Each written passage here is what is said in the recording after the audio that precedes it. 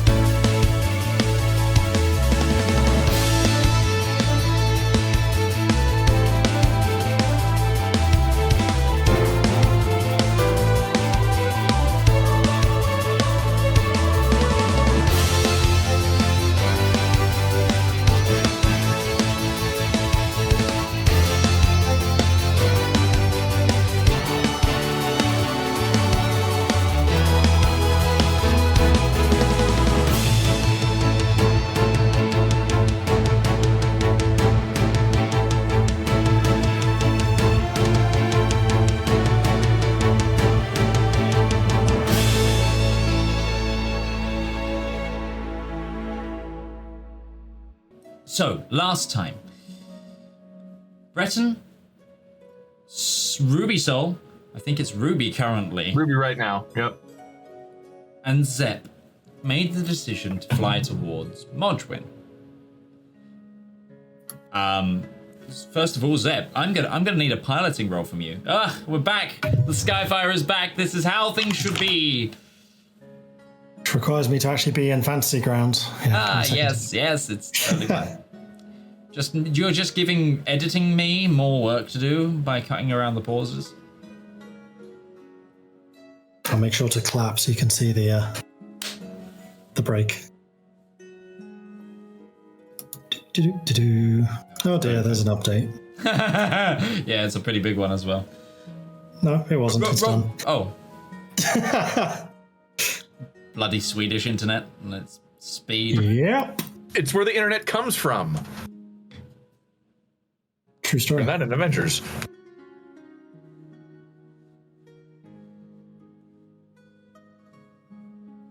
But it's taking a minute to log in, so I'm just going to roll a d20, then it's plus 13, if memory serves. I think so, yes. I'm definitely going to Flash of Genius that, so that is a 23. Yes, I rolled a 5. Yeah, it was a 5 on the die. Okay.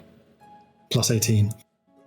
Following the line of the Spine mountain range eventually, it's a couple of days obviously going around the coast, away from Castle Cullis, over Trexford, which you actually see Trexford is from the sky. Actually, you can see Trexford is, this being the main trade road, there is normally a lot more traffic, but obviously with the war on, there's far less. That being said, Trexford is about the 3rd largest city in the Rien, and right now it is overly sprawling with not slums, but almost like a shanty town that has has grown exponentially. So a lot of it is like tent encampment, other palisades, like there's smaller forts like picketed around the larger walls, and the whole place is just kind of sporadically split off, which is Trexford was already juxtaposing architecturally, because Trexford originally was elven built, so it has a lot of Eladrin walls and such. Now it's covered in like tents and palisades and all sorts of just very less elegant construction. And from what you can see as you go above it, is that a lot of the encampments that you think would have been around Cullis have been moved back. But you continue flying over, and you begin to fly towards... Are you aiming on going down towards the coast and then along the side of the mountain range, or are you just going to try and direct cut straight across the... Just trying to find exactly where we are. Sure. Yeah, we probably would follow the coast, because it gives us easier navigation, and then basically when it juts in, becomes mountains, we'll go over the mountains. Cool. You'll probably... Give me a nature check. Breton, you can join in on this, actually. Because you're from that mountain range. That's a 9. I've rolled a 4 and a 5 today. It's going well.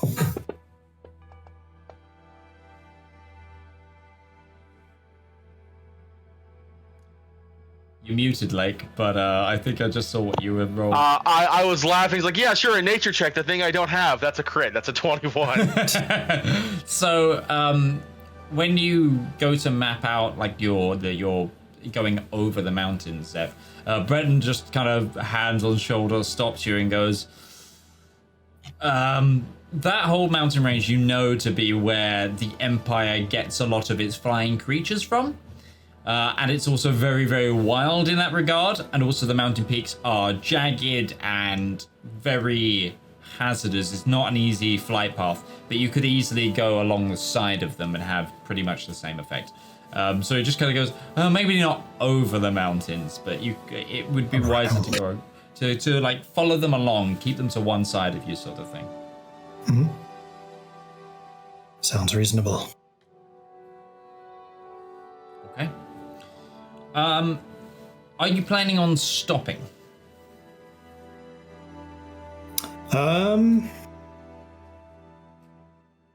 Yeah, probably at Norwixie, because we know that they have good whiskey suppliers, and I'm guessing that a dwarven town would want whiskey. Okay. Wow. Been a hot minute since we were in Norwixie. Yeah, really. That's that Norwixie whiskey. And I also remember it sold really well, so yeah. It did sell really well. That was our first big income. It was your big score, yeah. Okay. If I'm just doing some date calculations, looking at what date. So you left on the 7th. Unless there's anywhere else that people wish to stop first. No. I think the plan here was to get to Marchland. If we want to stop along the way, I don't see a problem, especially if it's to fund future operations.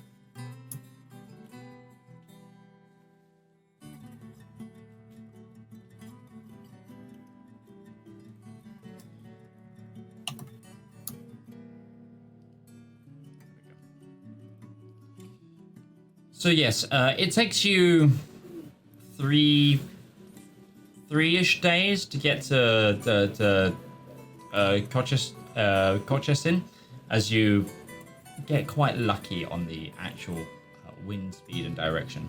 And it's about a half day before you get to, not even a half day, like a third of a day before you get to Norwixie. But you land, and you were looking to pick up some more inventory, just more booze. Yeah, effectively. I'm trying to see how much money we actually have for this. We have a little over 2,000 gold pieces.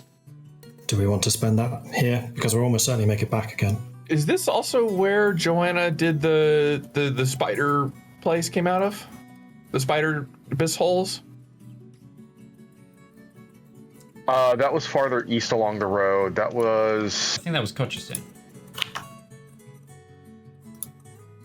No, Cochistone's where he ran into the fairy people that Valymr pissed off. Then it might... Valymr. It was Valymr. Oh. Okay. Valymr, where the hell is that? I don't know. I don't have that on a... It's not on your map, it's on mine. it must be a smaller town. Because I thought that was much closer to Compound.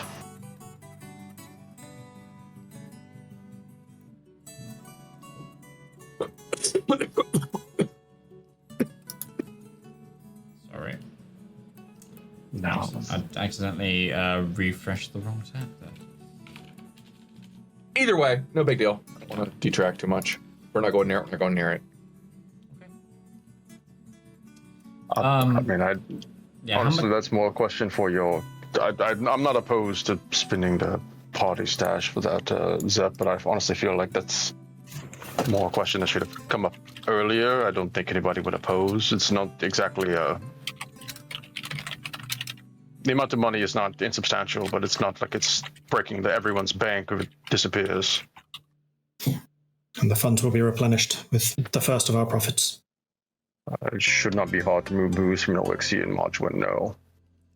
So yeah, just for clarification, Balmby is between Breton and Compound. Cool. Score one for the old memory banks. I've got a bunch of money as well, so if I have 3,000 gold, I'll put all of that into this as well. Oh my gosh. So 5,000 gold pieces worth of booze. I don't know if the Skyfire can transport 5,000 gold pieces worth of booze. Most of Valmyr's money is still on the ship. Are you stocking up for Oktoberfest or something? We're stocking up from the dwarves Oktoberfest. Let's put it that way. Make that. I have 400 platinum. Gold pieces. So basically, we're filling up whatever space is left on the ship. Yeah, it's definitely. You're definitely not gonna. Gold. You're definitely not gonna use all the money there, because you are already still loaded of. Yeah. Half... How much whiskey do you have? All of it. That'd be a hell of a fireball. I've left 1,500 on the ship. Now we fly over the elven lines, just start carpet bombing with whiskey barrels. Okay, Those are gifts. you managed to buy 30 barrels. Sure. For 3,000 gold pieces. I'll take that out of my fund.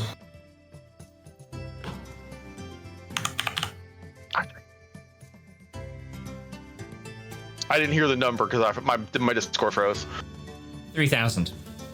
3,000. Okay, so that's you could just take the party funds and then 500 from Beth and 500 from Zep would cover that. Oh, I just took it out of mine just to keep it simple. Okay. But as a little, you stop off for a little while. You don't see anyone you recognize from that one evening I think you spent there, outside of beating up the small smuggling gang, but that's slightly outside the town. But you continue your flight above Anrayne Parish. The fields are like bare because it is winter. And you as you were here before, there's a lot of grain crop is normally here. So like there's no sprouts. It's a lot of just what looks to be dirt. And actually, give me a perception check as you fly over.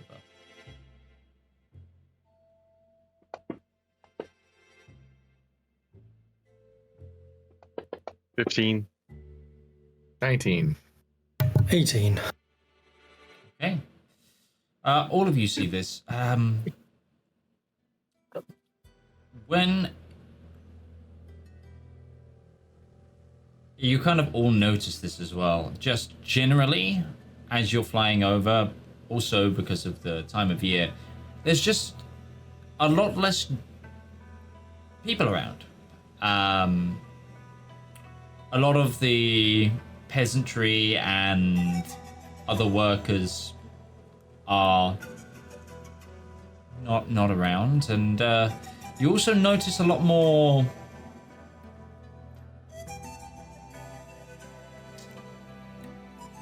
abandoned buildings than the last time you went through.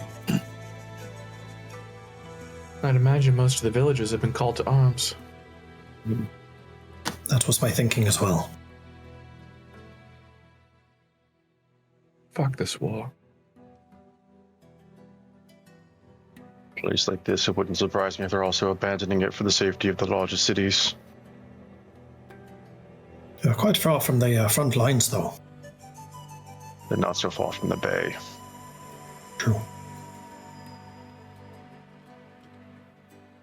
Even if the danger hasn't come here yet, there's no point in waiting until the moment that it has. It's smarter to find safety first. Okay, so my next question is, Zep, are you looking to land directly at Modgwin in that Valley of Spikes? Or were you looking to land somewhere else? Breton, where do you think we should land? The path that leads into Modron, it should be more or less clear. It's going to be a small trek into the city proper outside, but the outskirts would probably be the safest place. If memory serves me, this is Zedaar's knowledge, not Breton's, but Breton's been here, so probably he knows this too. Where we fought the dragons was basically an open plain, just kind of in the crevice of the mountains. It was a fairly wide area that could easily be set down. There are some valleys, it's just like, it's hard to say because of that combat map, but essentially, yes, there would be places to land, but getting in, because the thing about the narrows of the spines that lead down to where Modgwin is they're almost like cave tunnels themselves, with the amount of like... Damn it, fucking Discord's logging again. Terrain and spikes, except like it's quite... They're not just straight up mountains. There's kind of like a lot of juts and cliffs and crags, and it's quite unnatural, actually, the formations around there. It's almost like this mountain range was formed by something rupturing through it in certain areas. So it's more like, yes, there will be a place to land, but technically getting in is going to be a challenge. I mean, this is not exactly my wheelhouse, Sep. I'm not used to seeing the mountains from the air, and you have far more experience piloting than I could ever hope to, so I believe your expertise in the matter would speak more than mine. If you give me assistance with the navigation, I will try. I will do what I can. Okay. So, Zep, I am going to need a piloting check. I will also call like general quarters or whatever it is on like a trading vessel to have like the whole crew like aware that this is going to be a difficult landing. Yep. Can we use the equivalent of like iceberg checks, just sailors along each bow, like distance to side. That's kind of like what's gonna have to happen here. This is a higher DC landing. In fact, it's a DC 20 for this landing zone, purely because you have to. It's like doing a gully run, like with a. I will flash of genius 27. Okay. There's a few times where it's just like there are people like calling out over the communication tubes, just like, we're getting a bit close, port side, like, and there's like moments where it's just like, because you take the engine speed right down, I guess, to maneuver this. So there was like almost, you hear everyone is like heart in their throat, tongue just caught, as you hear like a silence across the crew, and just the creaking of the boards of the skyship, just like as you could just hear like crumbling rock next to you as well. And eventually, you do set down probably 20 minutes walk from the city. Okay. Then I will let the trader do her job. She informs you that she'll probably go into the city, make the trades, and then come get people to, like, cart things back. That is reasonable. I think I will go in the city as well. I would quite like to see the library again. Okay. So, all three of you going into the city? Well, this is a good place to start. Okay.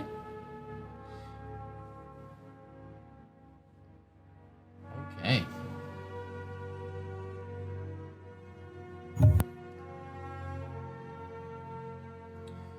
This time of year, Modgwyn is...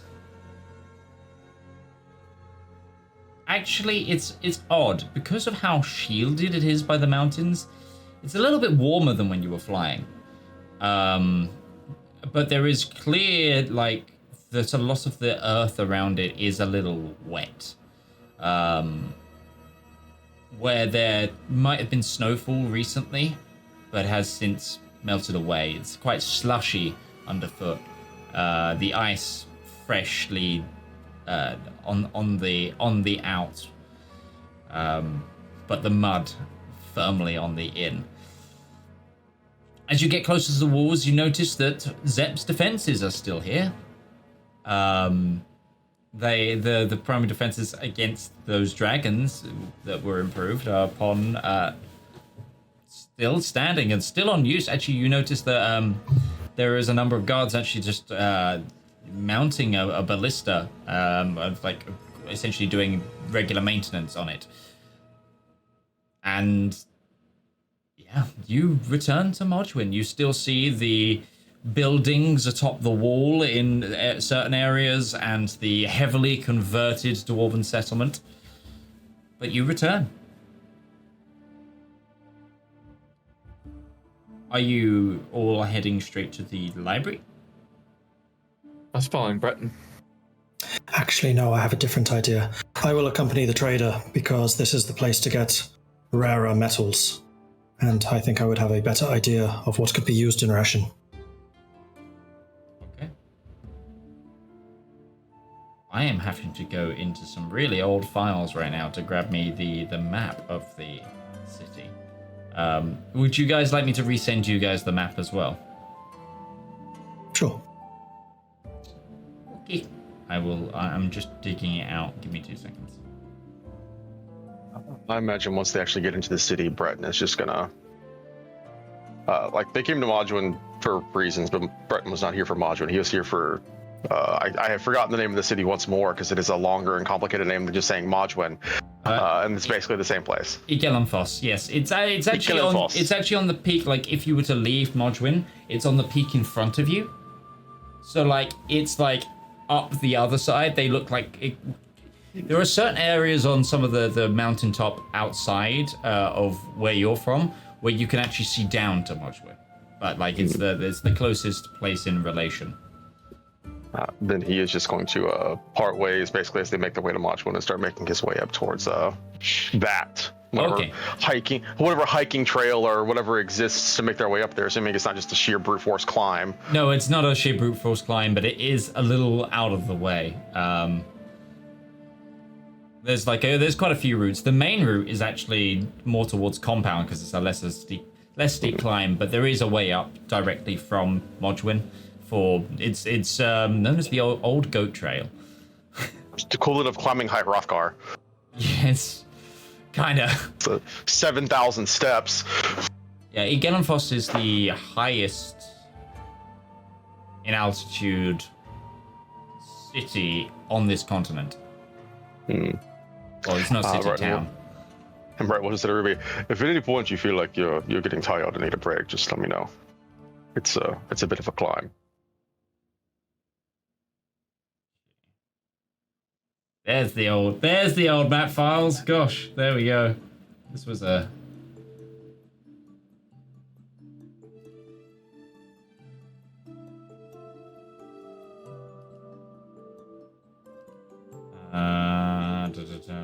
Reeve, Braston, Brexley, Trexford.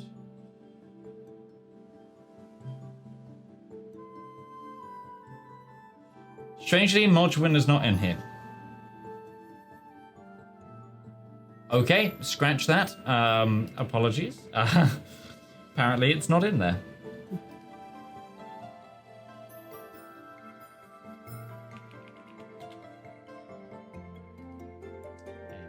So, Zep, you are heading to probably to the Foundry District? Yes. Okay. Same area where Valymr got his glaive.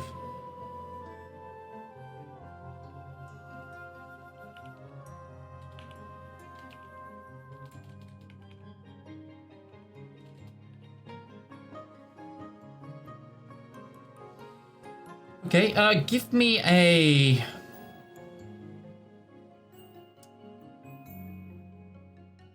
So are you going to take the lead on this, or are you going to go with the... let the trader do the lead? The trader definitely take the lead. I'm here specifically for knowledge, and also there's a couple of rarer materials I'm looking for. And you're looking to offload what you currently have, is it, or is just the whiskey? Like, what's the plan? Whiskey and books. Are you trying to get rid of the books as well? Mm-hmm. Okay. If we get a good deal, I mean, I think they'll sell in ration as well. Yeah, but she has intended buyers for them in Wretched, as in she's got contacts there, but she can try here. Okay. Right, she goes. I'll just give me a couple of D100. Give me 4 D100 rolls, please, for her, as she goes and exploring. And then, can you give me an investigation check yourself as you look for your rarer materials? What materials are you looking for? That one didn't seem to go up, but the first one was a 95. Second one is a 75. Third one is a 40. And the fourth one is a 36. 95, 75, 40, 36. And as for what the materials are, bear with me, I'm still reading. Okay, no worries. Pretty sure mithril, dark steel, and if they have it, simmer bronze. They definitely have mithril, as there was the smith in which you got the glaive from was a specialist in mithril, because that's also where Darius bought their mithril chain. So you'll definitely be... And I think you bought some mithril bars from here before. We did. So you can definitely find mithril. Dark steel and simmer bronze, however, might be a bit more difficult.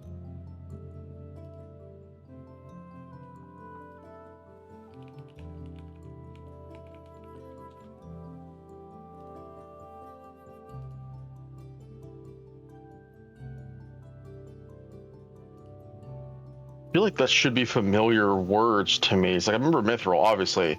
Dark steel also sounds familiar. Simmer bronze, I don't remember, but I feel like I should remember it. So dark steel is an advanced metal. It gives you resistance to acid and resistance to lightning. I'm basically hoping to upgrade or make a pistol out of it so I can charge it with the arcane jolt.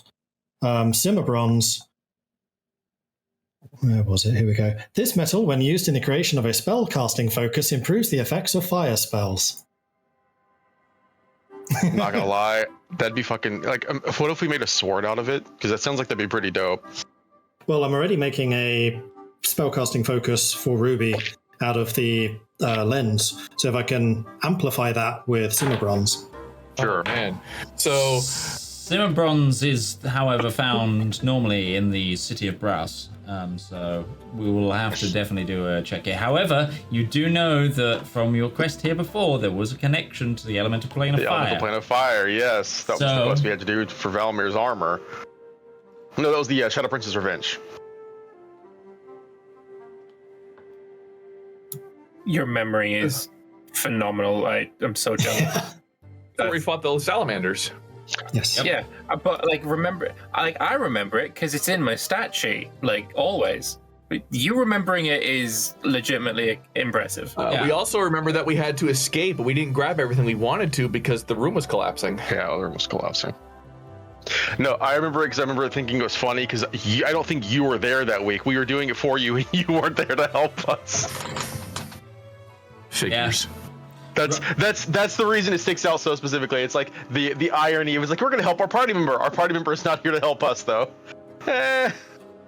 Do you want gold total of all sales, or would you like would you like me to break it between the goods and services?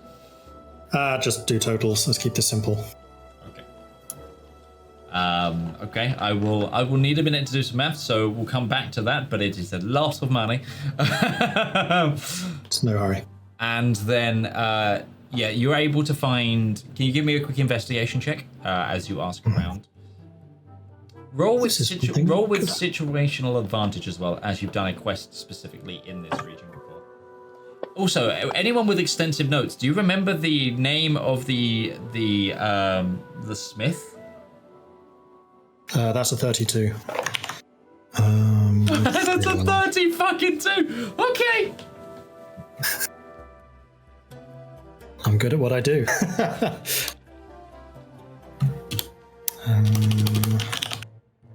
If you have named that episode something very clear, I can quickly go and look for it.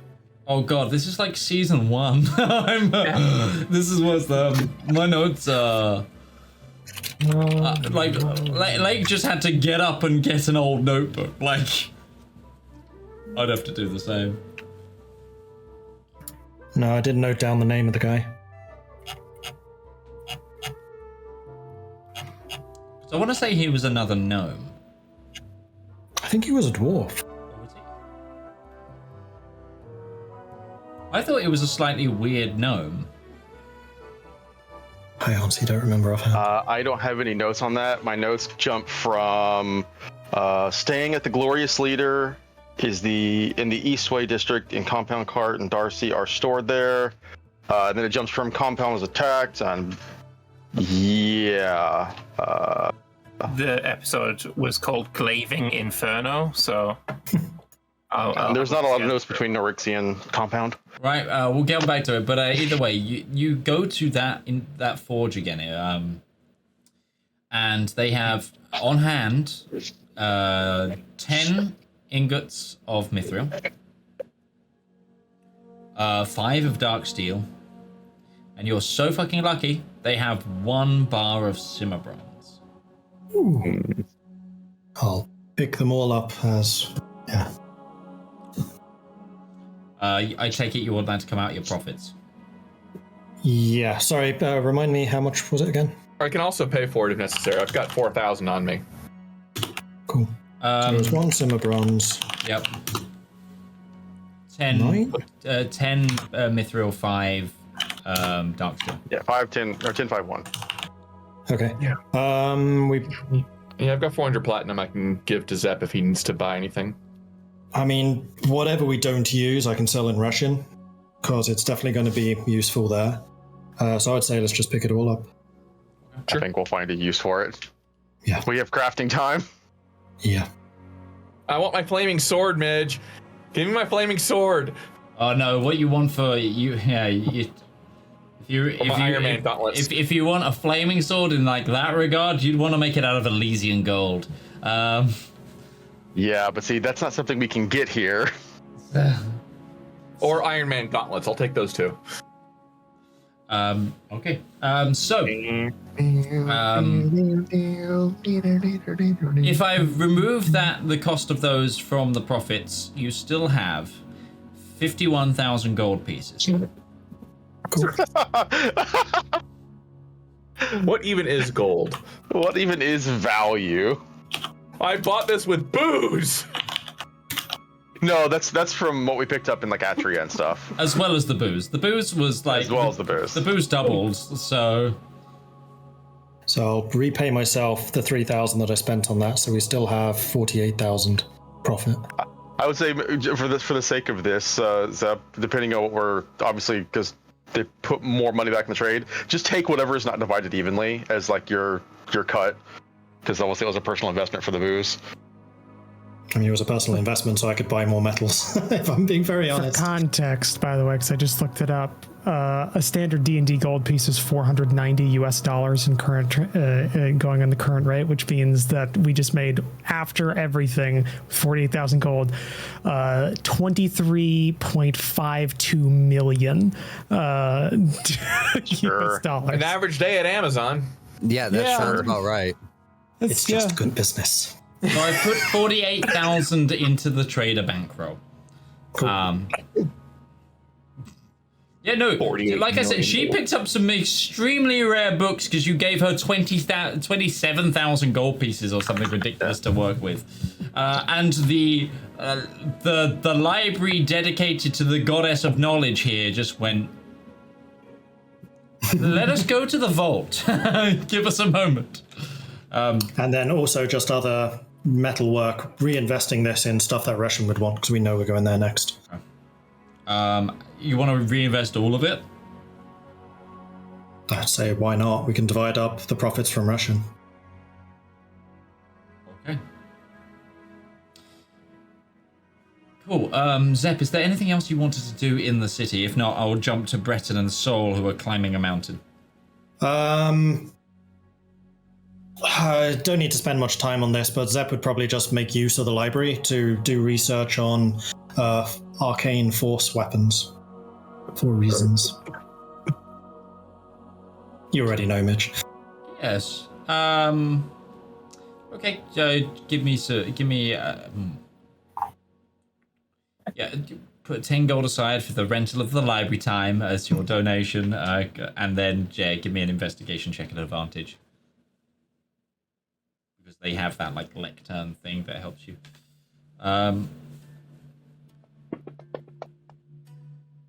That is a 25. You come across it's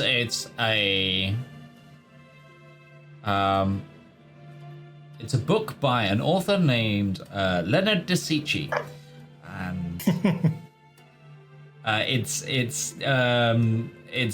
it's called Engineering Warfare Illustrated. And then there's like a massive long subtitle of a complex guide to the analysis of the past 400 years of siege warfare and the applications of magical energy in said equipment. And it's essentially, it's almost a manuscript on various other nations' like weapons of like siege weaponry over the last 400 years or so. Ranging from bolt throwers to mangonels to catapults to including like some of Kaiteng's weaponry, just like balloon mounted like weaponry, etc. So you pick up some useful information that you could probably apply elsewhere. Okay. So we flip to Breton and Ruby, who are well described, climbing high Hrothgar. It's a stone-stepped mountain path, known as the Old Goat Path, and surrounded by like almost redwood trees. It is peaceful and not heavily foot trafficked.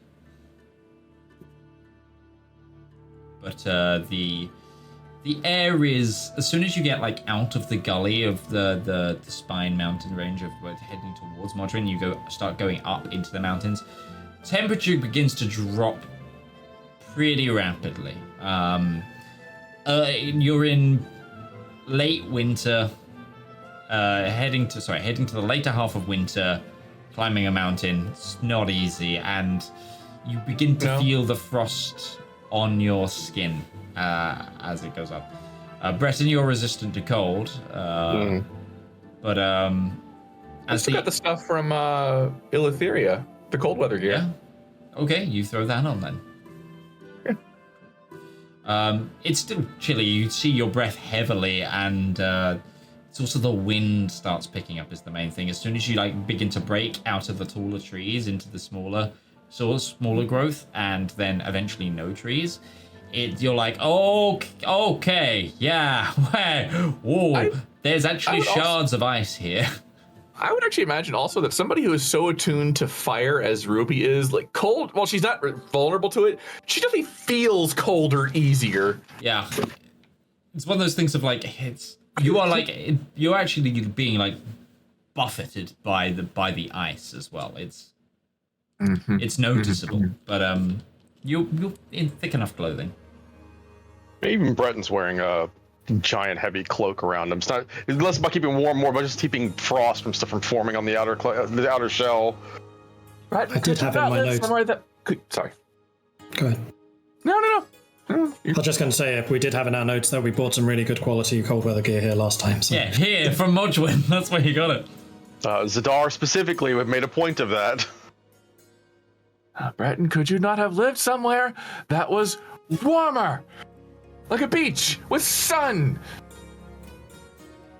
Breton just turns and looks at her. I wasn't aware I got a choice in where I was born. Dead? No, she didn't.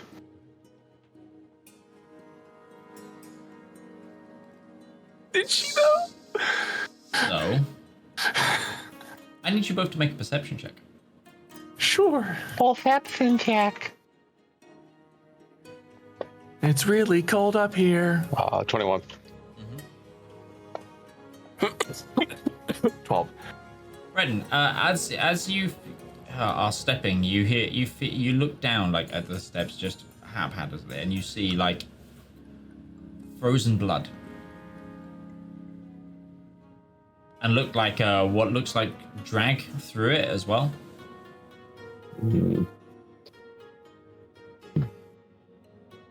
Breton is just gonna scan the area around him, checking where the path has been dragged off. I assume off of the trail, not onto the trail. Yeah, off of the trail. Looks like somebody didn't make the climb. He'll throw up a divine sense just to start, just to see if this is something else or if this is just standard response. In case this is a celestial, a fiend, or an undead of some kind. No real twigs, but you know that wildlife around this region is rampant. That's Drag why, marks like, yeah. Footsteps, drag marks, anything like that? Well, it's like, yeah, the blood is like smeared by drag, and then it like drags towards just off the. Do I see like boot prints, or like if somebody's getting dragged? Is it like their feet are dragging? There's two lines through the snow, or it's hard to tell because the blood is just pulled and then dragged through. It's like you don't even know if this is human blood, like, or humanoid blood. Breton tests it and it's runs a finger through it. Is it been here so long that it's frozen solid stiff like ice, or is it? So it's not slush. This is not something where this has been within like the past day or so. Okay. Then Breton will just say, I don't think there's anything that can be done for whoever that was. Oh. I mean, we could check, but it's just as likely that this is just a... It's like, can we at least get a size of whatever it was that was felt here?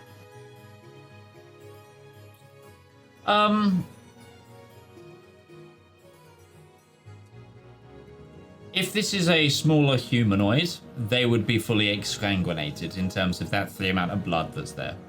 Somebody took down a bear or something.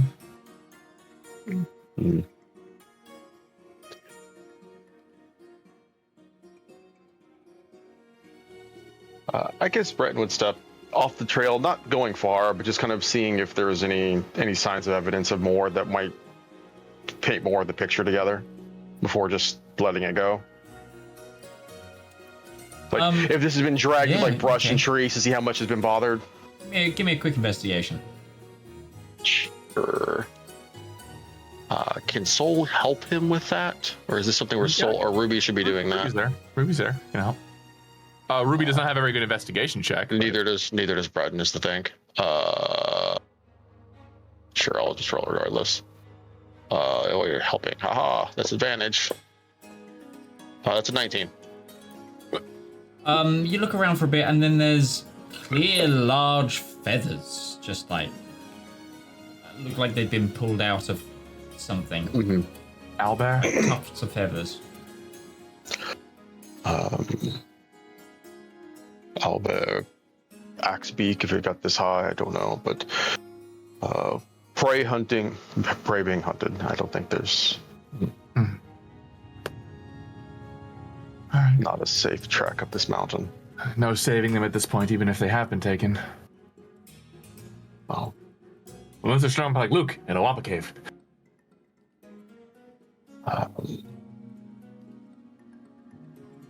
I guess at that point, just return to the trail. Okay.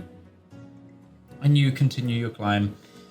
You get over the first peak, and eventually in the slight valley that forms in the top of the sort of 5-peaked area. That's like, so essentially this town exists as like almost in a valley of its own, but the valley is way above sea level. It's like in between like a craggedy peak of like different spires up to where the tallest mountain in the spines is. But you see, Breton, your ancestral hometown, the of Igalenfoss. It's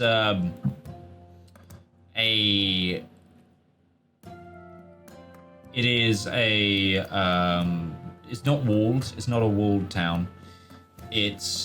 But it is big. But it's also like one of the only areas of habitation in the entire spines. So it kind of has to be. How high are we in elevation just now, for my curiosity? We are.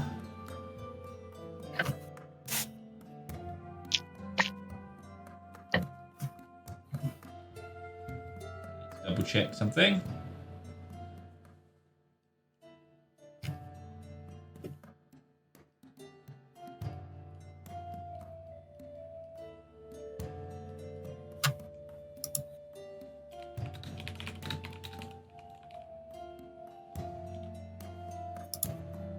About 7,000 feet above sea level. Okay. So this is not quite so high where, we're starting to hit like lighter levels of oxygen and such. Not quite. Okay. No. Yeah, no, it's 7,000 feet is lower than average, but not substantial. That's about Mount Fuji height. A little over 7,000 feet, I think, is Mount Fuji. It's about the same height as Machu Picchu. Sure. However, somebody who's growing up at sea level, like Ruby. Yeah, this is. I told you if you needed a break, we would take the time. Oh, sure, take a break, he says, then drags me up the mountain.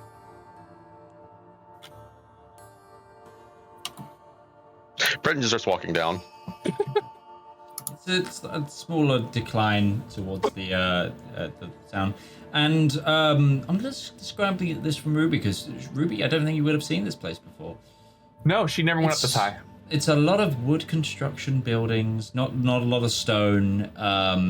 It's a lot of like cabin-like structures. It's a huge amount. Like, you could say that this would almost be a small city up here, but there's also, I think the thing that makes it unique is that amongst all the wood structure, there is also like, there's a huge, like almost hive of activity of an animal nature. So you see like a lot of tamed creatures of like, which would also be hunted in this region as well. So as you're progressing towards the street, you actually see like a tamed owlbear that is being used as a pack animal for logs and like huge like tree trunks. And you also notice as you look up,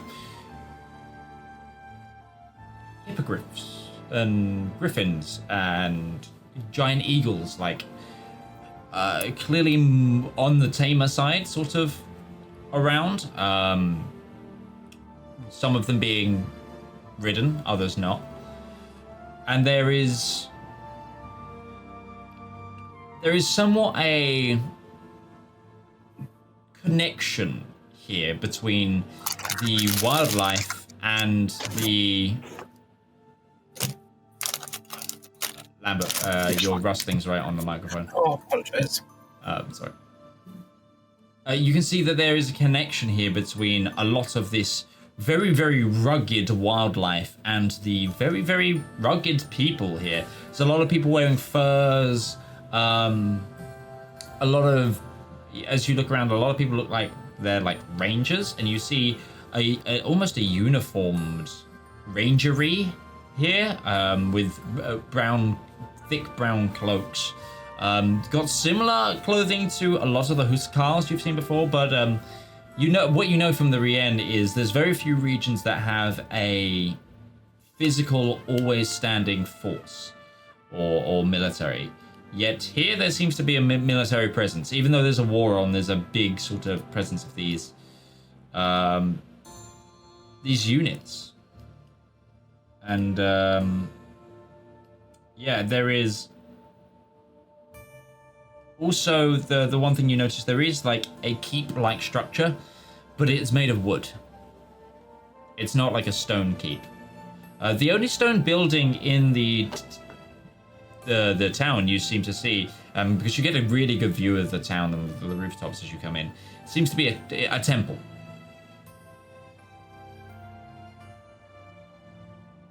And that temple would be to...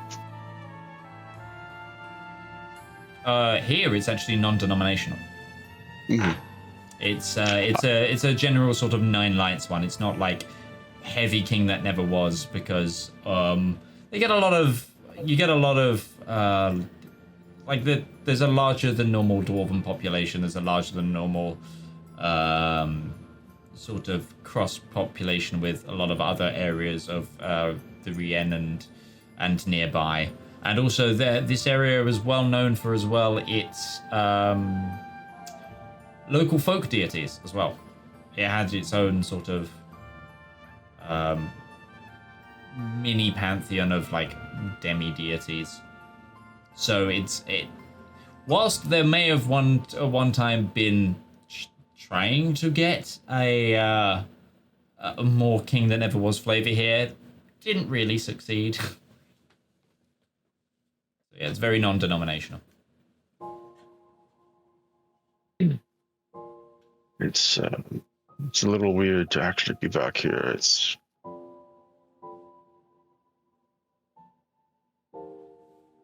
You ever have that feeling like something?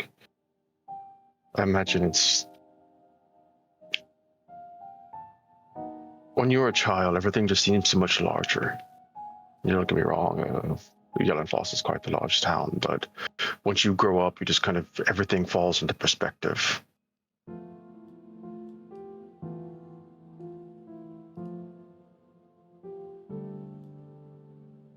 You ready to see your parents? Or your father? I haven't seen him since I was over a decade.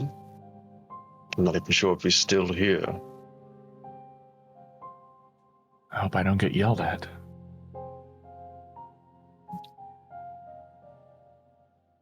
Who's to say?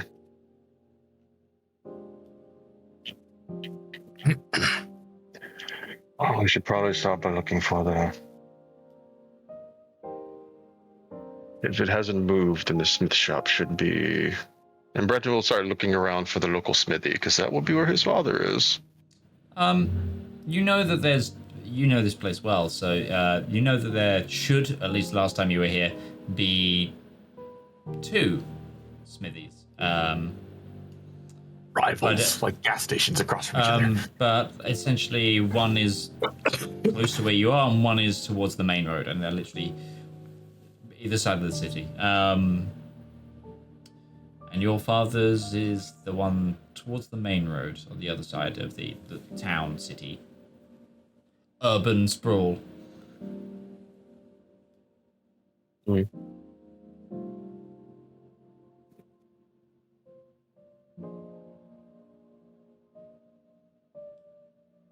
This is where I apologize to you, Midge, and I realized that while I named several characters in my backstory, I never actually named Breton's father. It's fine. So I will tell you now that Breton's father's name was Bernard. Solid name. But yeah, you walk the streets of Gellamfoss. It's an odd texture because it's not paved roads as such. It's like mud roads that are frozen. So there is a texture underfoot, but it's a sharp one, to be fair. Punchy. Yeah, this has been frozen for a long time. Like, it's been shaped by probably summer rains and then frozen ever since. So it's like sometimes there's hoof prints that you kind of. Some people struggle with their footing in, but yeah, it's. Also, Ruby, you notice there's a lot of people here are very, very tall. And Ruby's not a short person either. No. Like, and you notice that a lot of the construction reflects that. There is like the door frames are like at 7 to 8 feet, quite a lot of the time.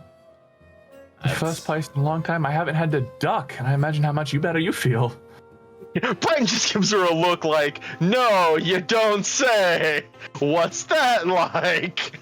As the tallest person probably in this group, the hell with all of you. Living on an airship that was designed for people that were 5 foot tall or less. To be fair, it's a feeling that everybody has had to deal with. Yes. You want me to wait outside or? Waiting at the start might be the smart call. Okay, I'll be outside. If you don't see me, I'll be probably a nearby shop. I'll find you. And if there is like just a local general store or something about there is definitely like supply stores. Like this one of the things is like a lot of people like there are some stores where it's like signage and such, but there's also general stores of people going like, you need these bear traps? Yeah, sort of thing. It's like she's gonna go window shopping while Breton talks with Dad. Imagine a mountain frontier town. That's what this whole place is about. So imagine like like almost Wild West frontier, but up in the mountains and then has this really, really attractive and kind of noble-looking redhead just walk into town. Yeah, I know. She probably sticks out still.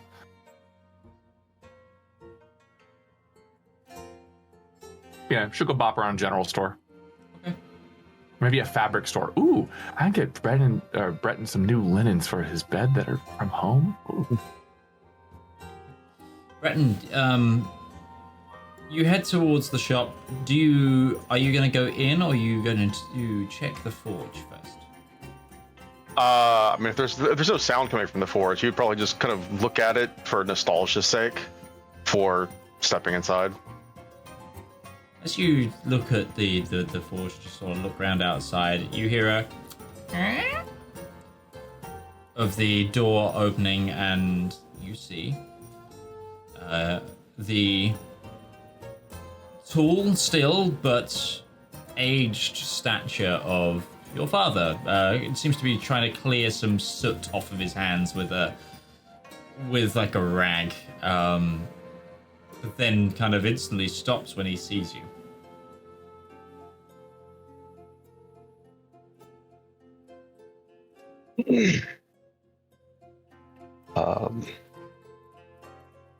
Hi. Well, it's just a surprise. Yeah. I thought about writing, but circumstances never really worked into it recently, and honestly, showing up seemed easier than anything.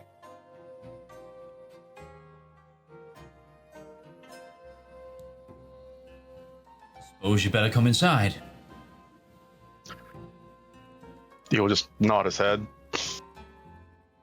And you go in. It's still the same layout exactly as you remember it. It's like nothing has really changed here over the years. Dustier, perhaps.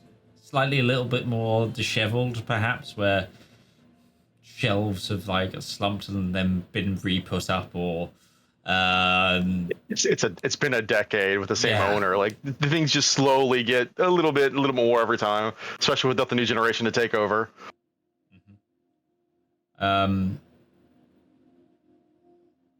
He throws like you see him like throw the rag into like a bucket, and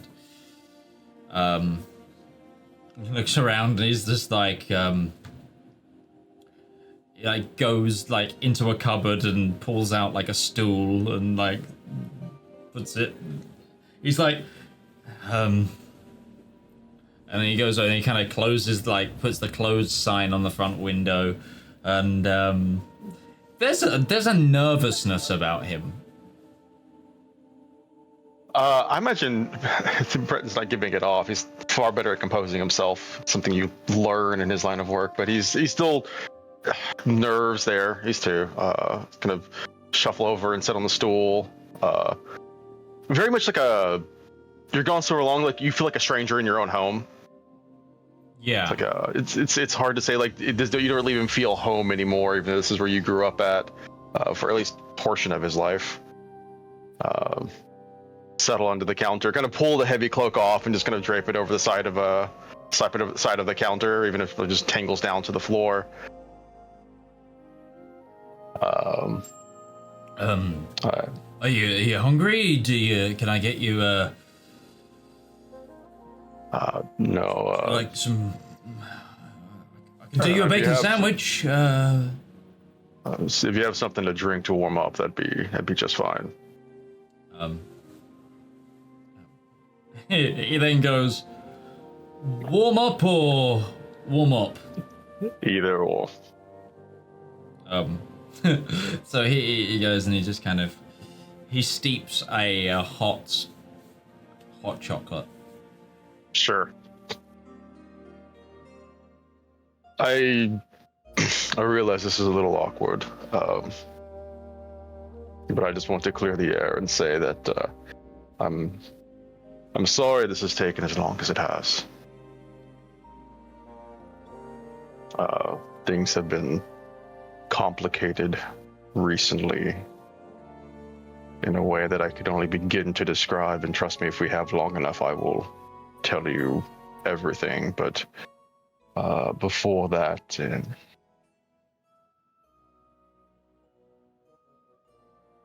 I guess I'll just start by saying I think you made the right decision. I have learned so much. I learned so much growing up in Arte, serving under Lord and Lady Sunderstar.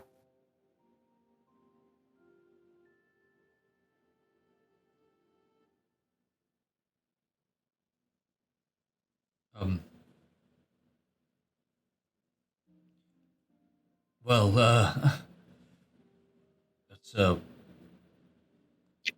weight off my shoulders, knowing that you think I made the right choice. He hands you the cup.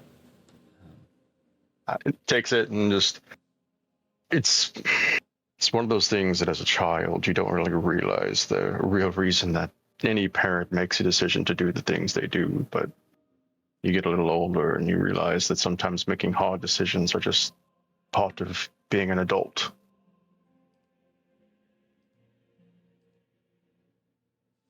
And as angry as I was and all the frustration that I felt, and eventually you come to realize the point of it's a child's frustration, a misunderstood frustration. It's not something you're supposed to hold on to. I'm sorry that it took me this long to show my face here, even right. At any point did you hear, did Elwyn ever write to you? Did either of the Sunderstars, did anybody ever tell you what happened?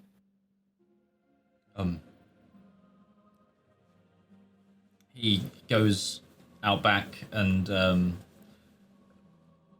picks out a bundle of letters. Like it's a box full, almost like bound tightly. So it's essentially as soon as you would undo them, they'd uncompress.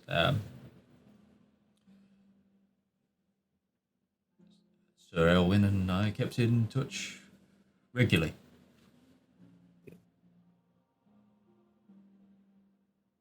I honestly didn't think that he. Never thought I made much impression on him.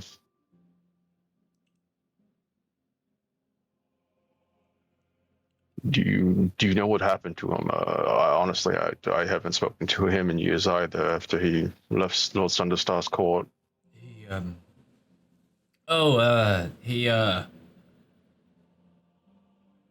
never. Here, he kind of goes through the letters. He's like, this is the last letter I got from him. After that, never had an address to try and send something to. Mm. And, money wasn't as good here, so I couldn't really afford the mailing cost anymore. Or to pay a courier to actually find him, so... He said he was going on some sort of journey that he'd be travelling for a while, but he'd write back to me. Never did. How long ago was that?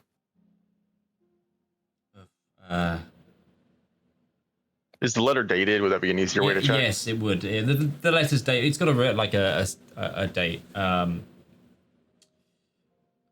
It would have been probably a month after Elwyn left the Sunderstar's court. Mm-hmm. So a while now. Yeah. Mm-hmm. Oh yeah, these letters are very frequent in date of like from your arrival. It's like every month or so. Mm-hmm. And then that's when they stop. Yeah. I heard about the fire at the Sunderstar estate, and I did wonder. I guess in a hilarious turn of events, I wasn't actually at the estate when it was on fire. And Breton is, as any individual does when they're finally getting to speak with a figure who they haven't seen in a long time, a very slow and, I guess starting from what Elwyn had reported, a very methodical coverage of the things that have happened to him, including Lord Sunderstar's betrayal of Ate, the events that have taken place, his personal feelings on things, and just basically giving a very long-winded coverage of things. And basically it covers like, and to give this in character as well a bit, is just say, it turns out Lord Sunderstar wasn't the most well-to-do figures we found. He was involved in some cultist plot to overthrow the King of Ate using his daughter. My ward, I imagine Elwyn may have mentioned that once Elwyn left the Sunderstar estate, it fell to me to be her personal retainer, which has been an experience that has had its ups and downs, but I definitely wouldn't have changed that for the world. Phrasing.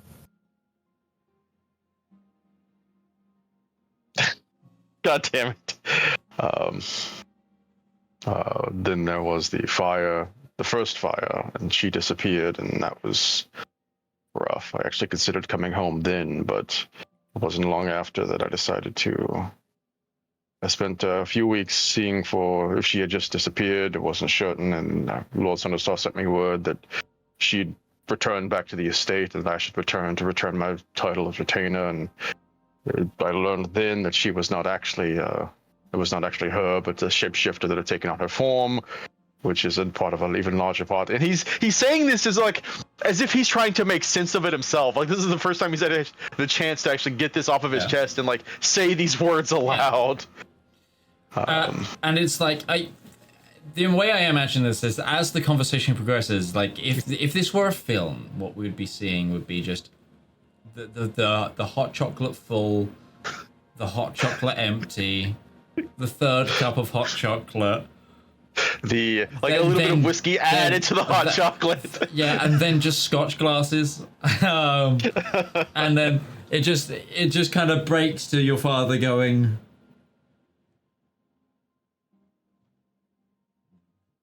well, Elwyn didn't lie. You said you get to travel the world. Yes, everywhere from Atria to the Vestalian theocracy, back to Bulb and the northern reaches of the Rien. I've met the king of the Rien, or the emperor, the past few days. That was an ordeal itself. But it was decided that maybe a little bit of a break was needed, and while things develop, and the Skyfire came down, the ship just docked down in Moduin now, and I decided to make the trip. In fact, Breton will turn around and look around to see if Ruby has pondered around anywhere close. Ruby's actually here in Higgelenfoss at the moment. I think she's wandering around doing her own thing.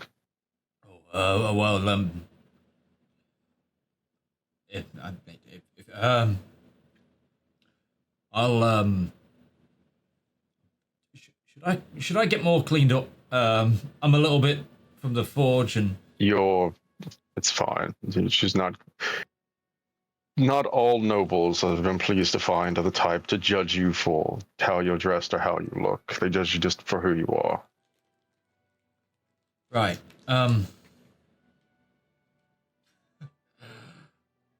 Never in a million years would I think my son would do all that. It's like something out of a fairy tale. Yeah. It's not something that even when you dream of it, as a young squire, thinking that this is going to be the life you lead, and how many people go their entire lives living more mundane, and here I am just thinking, I think I could have done with a little bit less of the fantasy, if I'm going to be entirely honest. Well, you're always more than welcome to come and run a forge. You look like you could swing a hammer harder than I can.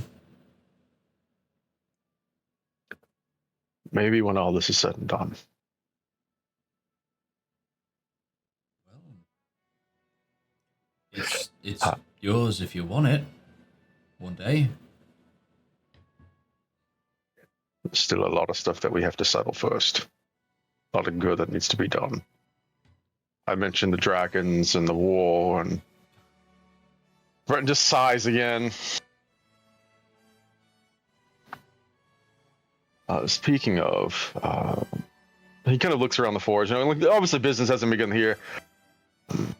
I've been traveling for so long, and he'll pull out the swords that he has. One of them is obviously the very nice +2 swords, the longsword of lording. The other is just it's a +1 sword. It's a standard sword. He'll just kind of set them both on the counter and just look at them. I don't suppose. I know it's a child's knowledge of what his father did when I left here, but just curious what you might have. You're looking at the swords. It's like, I mean, last.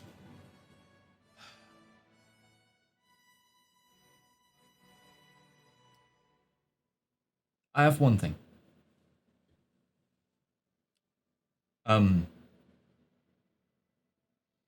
I've been keeping this for a long time, actually. And, he brings out a wrapped parcel, like cloth wrapped.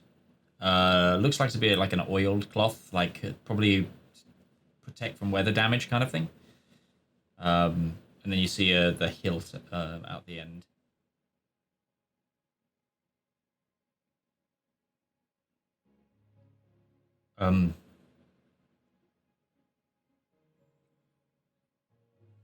When I heard you were knighted, and well, when also I never got to send it to you, but he just sets it down on the bench. It's like, It's not quite these either, but Breton will just he will kind of stand up and very slowly unfurl it and kind of give it a look. It's the swords you have are very Nardathelian. They're like they look like the blade of a Nardathelian knight. This is far more in the Rhiannian style, but it's. You've seen Theoden's sword, right? Sure. It's not something that comes to immediate memory, but yeah. So it's a lot broader blade with that sort of round, almost gladius-like hilt and pommel. But the pommel is then intricately carved. Yeah, honestly, this looks like this was a year in the making. I scraped for a little while and I managed to land some better materials for the blade. It's not as pretty as these. This blade is gorgeous. I don't know what you're talking about. I mean, it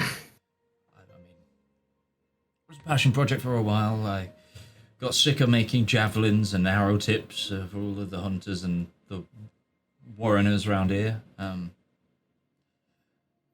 I always wanted to give it to you, and now's a better time than any. Breton will take it and he'll kind of not swing it around, but he'll definitely like check its length as it does, kind of hold it and admire the side. It's probably slightly shorter than. It's not a short sword, but it's shorter than a standard long sword just because of the weight of the metal going out more. And it's clearly like hefty. You'd feel like that this is like very much a cavalryman's sword. There's a lot of weight behind it that you would, use from a mounted position, but with someone of your strength, easily whack it around everywhere. And then you hold it up and it flickers in the sort of the dim light of this candlelit room. You see there's a slight purplish hue to the actual metal of the blade. What was this crafted of? Oh, I made a bit of I made a folded metal out of I only had one bar of it, so it was one bar of adamantine and then cold steel along the rest.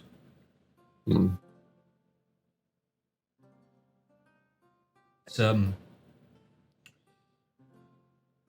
the inscriptions on it. There's they're local old runes. One of the scholars and scribes at the temple, a friend of mine, I play dice with him on a Friday. He told me of. As he's doing this, Brett will turn it over and read it. What languages do you speak again? Breton speaks a fair few of languages. Do you have any primordial? He does. So speaks Primordial, Giant, Fionian, Albion. It's in the Primordial script, and what you read it to be is gosh, I had this written down. Give me a moment. Sure.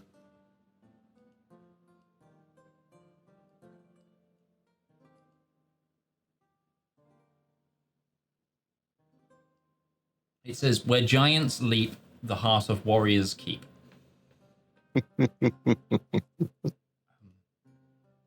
It's what the scribes helped me with it's the last line of an old folk poem from around here. You might remember it. I used to tell it you when you were just a tyke.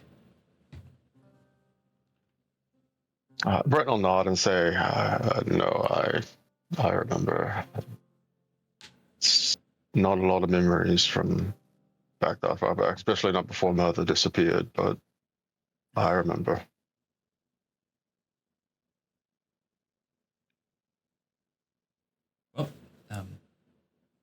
At this point, I think is Breton will just kind of set it down and kind of look. He'll step over and he'll hug his father. Oh. He kind of slow pats, does that whole slow pat, and then it goes into a normal, like a full embrace. I'll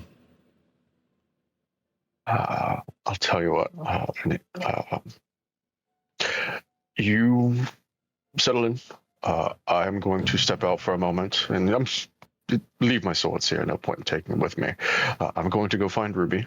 That way you can meet her, and then we're going to see what we can pick up in town. And she is going to cook you a dinner the likes of which you have not had in, I imagine, some time. That'll be very nice. Mm-hmm.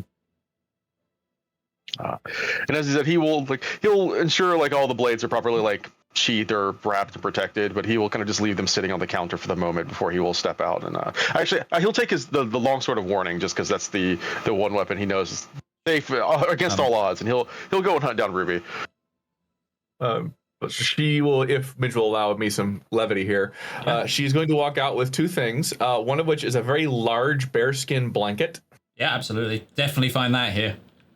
And the other is a satchel full of sausages, potatoes, some carrots. Basically, she's expecting this because I knew I would be volunteered. She's going to make a traditional dwarven bangers and smash.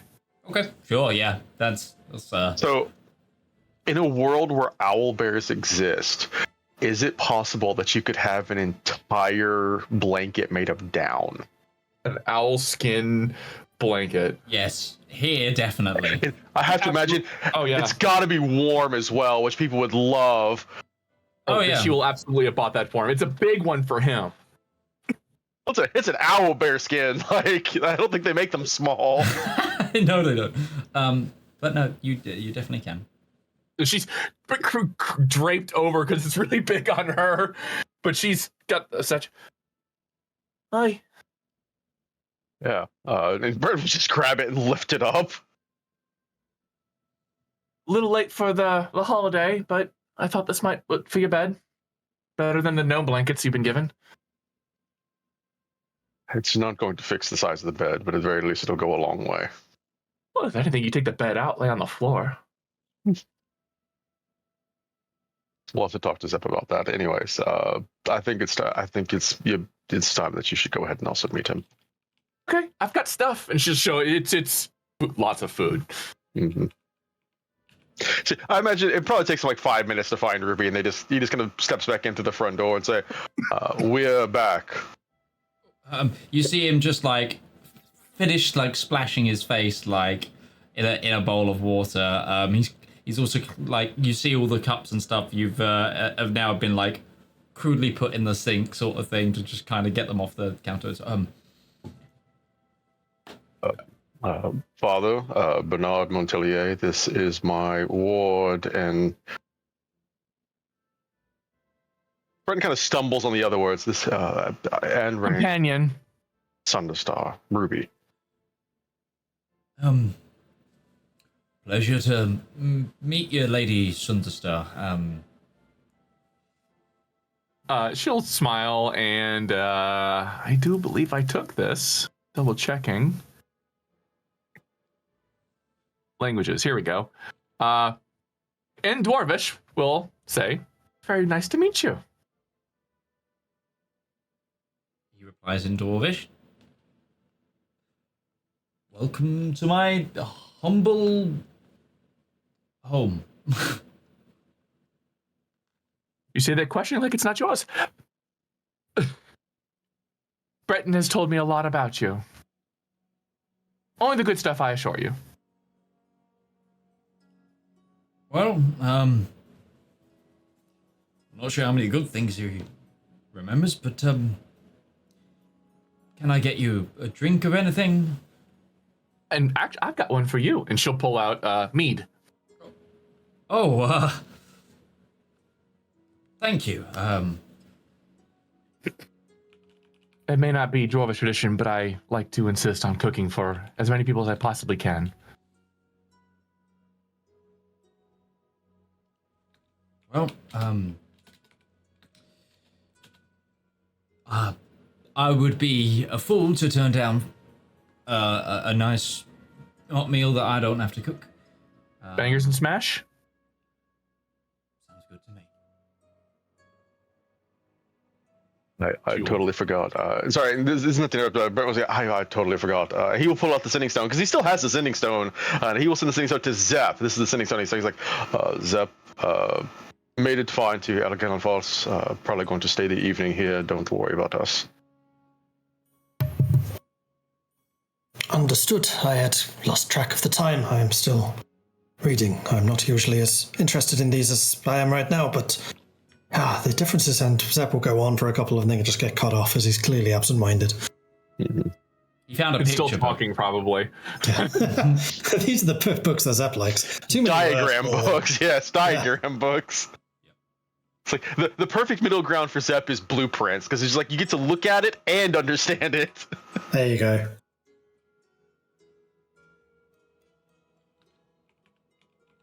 Yeah, I imagine at this point it'll be just an evening with Ruby cooking and just speaking of things and. Yeah. Okay. You sit down. You have a nice meal in your father's home and share stories. He asks you a lot of stories about things. He even shares some stories of his own. That's Breton stories that you probably wouldn't have heard. Mm-hmm. Like times when it's a lot around mention of the war and stuff, where it's like. Back, he used to service way back in the day. He used to service troops outside of the hometown. He used to follow the war camp around. Never saw conflict really himself, but met a lot of knights. Is also where he met a certain guardian of yours at one point, Breton. And yeah, just you share tales.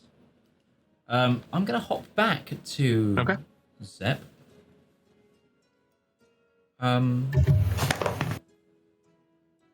Where Zep, after some time reading, one of the clerks that's also been attending to you shows in the trader, your trader,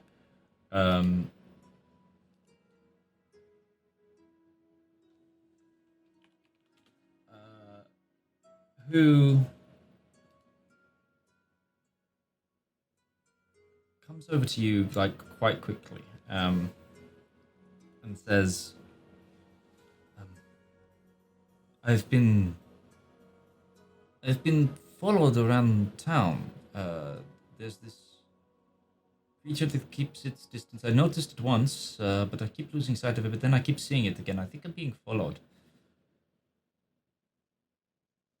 I see. What do they look like, if you have been able to?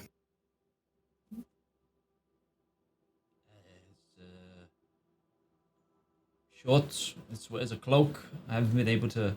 I just keep seeing this blue cloak everywhere. I don't think I'm going mad, but... Doing what we do, it is wise to be cautious.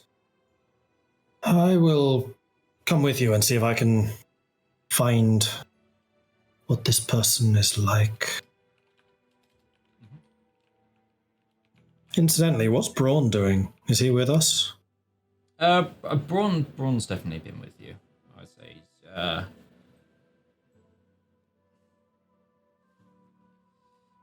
He's actually reading an art history book right now.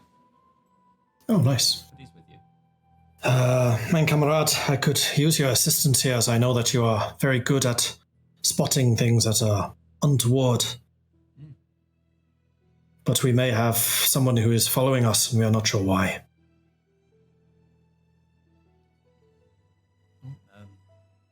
Yeah, okay. He kind of picks So I would say, let's go back to doing business around the town, and Braun, keep an eye out. Yeah. Can you give me a perception check for Braun as you wander the town? Sure.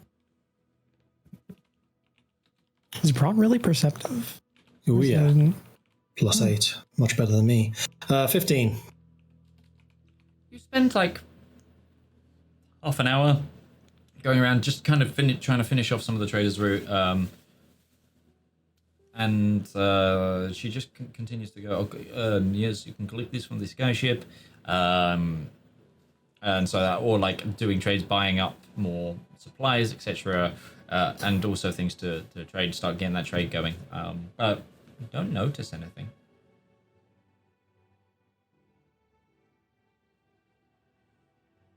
I think I'll just stick with the trader for the rest of the day. Safety in numbers. Sure. Yeah, she's a little bit nervous, but anytime she actually fully engages in conversation, it's like almost like you. Like as soon as the conversation about her personal interest starts, she's like engrossed. Every time she comes out of it, she starts like checking herself again, and you two keep checking her. Give me like just another like couple of perception checks.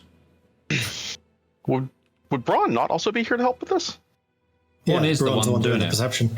Okay, sorry. I had that covered. I did not see that he was the one making the perception. Fair enough. Braun also has the vigilant trait, cannot be surprised. If they try anything, it's not going to work, but, it does not give you automatic detection as I 27. Okay. I think I'll flash a genius, that one. 32. So, it's eventually that Braun goes, I have just spotted the blue. No, that's a wrong accent. Comrade, I have seen a blue hood. A small creature just darted between that alleyway. Small creature. Do they look like a furry one who likes to hide in the shadows and sometimes goes digging through garbage? Oh, you mean Kifis? Yes. Could be. Stickier legs, though. Thinner. Is this where we left Kifis? No. Last time you saw left him in Redberry. Was it Redberry? It's Redberry, Okay. yeah. Again. Redberry, the second time when we went back to Redberry, we've ran into Kifis. Yeah. Yes. When he accompanied us on the boat in the infiltration. Yeah, I remember now. He's been Cape fearing this whole time on the bottom of the skyship. Just He's actually been along for the ride. Yes, he's this. yeah, the whole time. Kifis moved in with the rabbit's mum. Yeah. I forget what was the rabbit called? Donovan? Donovan. Yes. That's it, yeah. Yeah. The rabbit. That was the revenge that never quite became revenge. It just became practical friendship. Worked out in the long run. Worked out in the long run because he became a leader, didn't he, of the entire underground? Yeah. Didn't he found a headband of intellect or something? And then, Took Blackjack's handman of intellect. Blackjack was wearing as a ring. Yeah. Or a bracelet, I think. But I think it was a bracelet. Braun then goes, I am blanking on the word for it in common. Like Vogel. Bird. Bird-like. Bird-like. Let's see if we can corner this one. You continue on with... I always blank on the trader's name, but that person. And I'm going to very quickly just put a stick with a hat on your shoulder as if I was riding. Okay. Carry on. Sure. And I will try to hide. This is something that I am very, very good at.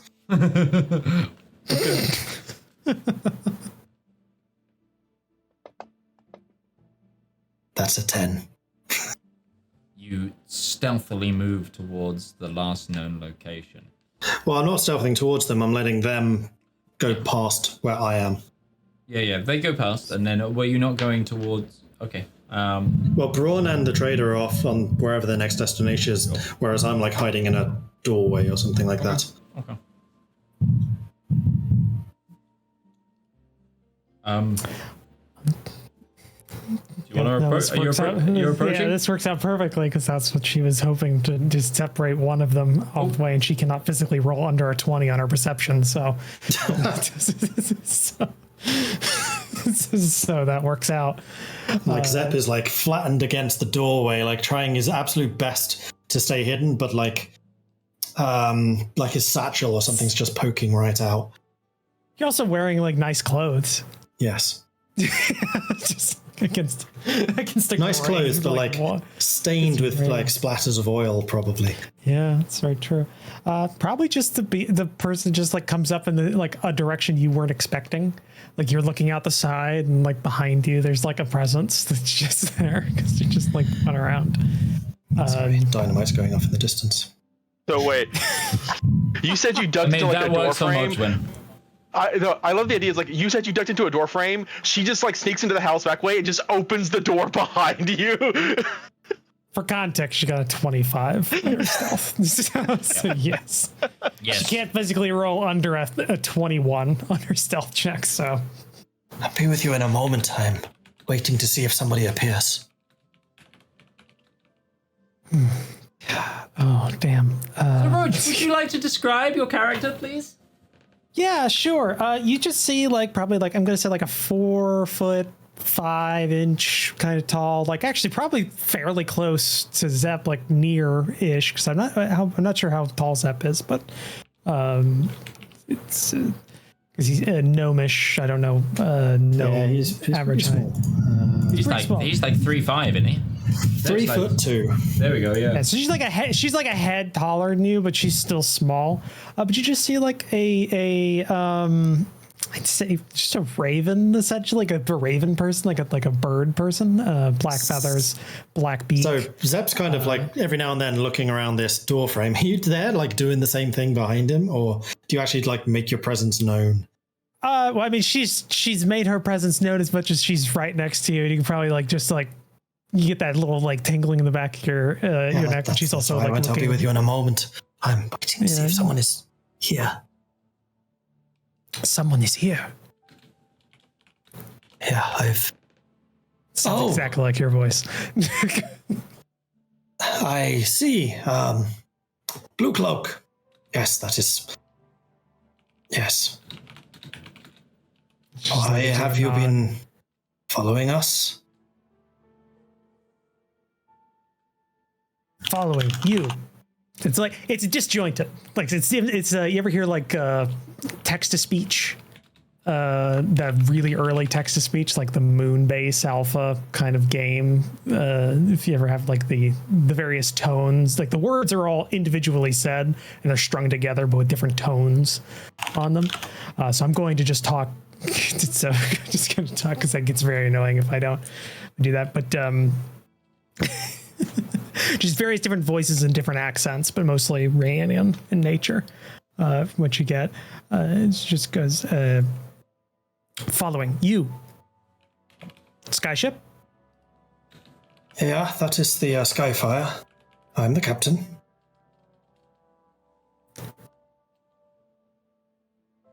Machine.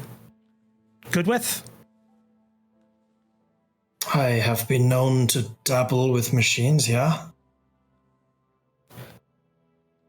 She like nods and just takes out like from like a little like internal pocket, and she's wearing like basically clothes that if you looked at her, just like, yeah, that's a person.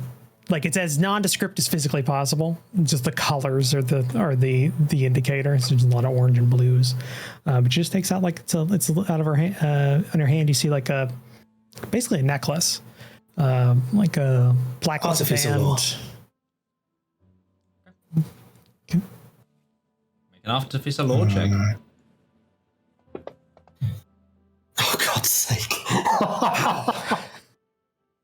I have no idea what this is, but I still got a 14 on a natural one. It looks like a music box. Music box. I have made some of those when I was younger. Yeah, it's a black leather band with like a little silver ovoid and a gem embossed on top of the ovoid, and you can see like probably inside, like past the gem, little bits of not circuitry, cogs and various other things there. There's a similar like aspect to it. It's like where it's like there is clear room for sound out of this. Broken. help fix. Yes. Absolutely, I can help you with this. May I? Just like nods, gives it to you, and like very looking at you very closely as you take it, keeping an eye on you. And that weird thing birds do, where they kind of like the head tilts as they're absorbing. Yeah, very twitchy. Yeah, very twitchy bird. I will see if I can decipher what is wrong with this thing, and pulling out my multi-purpose tool, I'll flip it to whatever tool is needed to fix this. Okay. Not that one. Not that one. Give me not the corkscrew. give me an artifice check, please. A good one this time. Yeah. I still have 2 Flash of Geniuses. I just didn't want to use it on I was that. gonna say you probably could double the other one. All right, come on, natural 20. 29. It's pretty Okay. damn close. So as you analyze this more and you begin to take it apart, you see that it seems like the some of the circuitry was impacted where it would normally touch the crystal, and you look at the crystal, and this is a crystal that you're kind of familiar with, actually, being from Legrand's Land. And obviously, geology is a big part of Legrand's Land life, especially with the Cellite and the Warforged thing. And this is actually I think this is a Cellite in this gemstone. It's like it is a Cellite, so what would be able to with taking a Warforged soul, but so you are familiar with the how these crystals can interact with machinery. But after reshaping some of the cogs, I think you probably have to remake one of the little pieces of circuitry. But as a gnome, and I think you actually have the innate ability as a gnome to just make little pieces of clockwork. I do. It's out of thin air. It takes some tinkering and time, but it's like one of those things of like you guys Replicator noise from Star Trek. you started taking it apart, and then now you're both now sat on this doorstep, like surrounded by little bits of like cogs and wires and stuff, and Zep is just like fully in, and you're kind of just like looking intently at the fix, and then if it takes more than 10 minutes, she's definitely like got one of the cogs has been like put aside, and she's like fiddling with it in her hands. Yeah. And Zep's like probably going kind of into, having seen your interest, gone into like university lecturer mode, as like explaining what he's doing and why and where the damage is and that type of thing. Cool. You realign the circuitry, and then you click the top back into place, and there's a little hum of magic. It seems like the magical elements of this device were not destroyed, just the mundane. I'm able to charge it up a little bit more as well. I have arcane jolts. You think it's fixed. Give it a try. She snatches it back like very quickly, like essentially it's kind of like a choker in the sense it just goes and it just hides underneath the feathers of her neck after a while, and then see her kind of like look out in kind of nothingness for a bit. Testing. Yep. Yes. It fixed. And her unlike previously, her mouth's not moving at all, and it's just emanating from a device. Very curious. I've heard about these devices, but never actually seen one used. Very clever. I found it. Well, hopefully I can show you how to keep it in good repair in the future. Yeah, that'd be great. Are you on the sky? Is that your sky ship? Does that fly? It is. It does, yes. Okay, yeah. How much does this cost? Well, that would depend on where it is you're trying to go. We are in a little bit of a hurry, but we will be stopping off in many ports as we go north. Yeah, I mean that, and she's like indicating on the repair work. The repair work. Oh, that pointing at the device. That is not a problem. It is enjoyable for me to see it. If it's going to be that bad, I can work on the ship. Okay. Again, where is it you are trying to go? Anywhere. So if we're flying there, it's like thumbs up. Are you able to fly yourself? No. Okay. Zep looks genuinely a bit disappointed. She does too. If you could, yeah, probably. She does too. Can you fly? No. Yeah, probably you see on her arms are like there are feathers, like she's covered in feathers, but there's just like little winglets of her arms, but there's no flight feathers or anything there.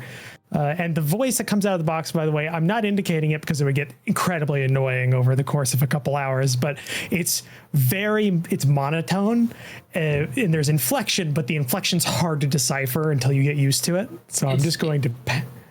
It's the what's the It's dog? like in between an AI and text to speech voice. It's like an in between. Like the inflection is there. There's an but it's animated not. film that a dog has a voice box and can talk. I can't remember what. Up. You're thinking of Up. Yeah. I was thinking Bolt. Sure. But Up actually has like inflection. But yeah, that's basically what you're doing. It just ends every time I it's like just the with the chord of volume.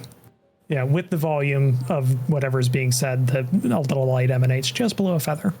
The line of feathers where that's at. I would be untoward if I didn't ask, but are you on the run from anything? Or anyone? Well, are you a guard or agent of a court? No. No? Insight check. I need to. Would you say yes if he was? Like. Ooh. This is along the this is 23. on the lines of you're a cop. You have to tell me if you're a cop. Yeah, so maybe God, then we'll end this right here. Okay, can't roll under a 10. So that's a 15 counter. So yeah, she's lying.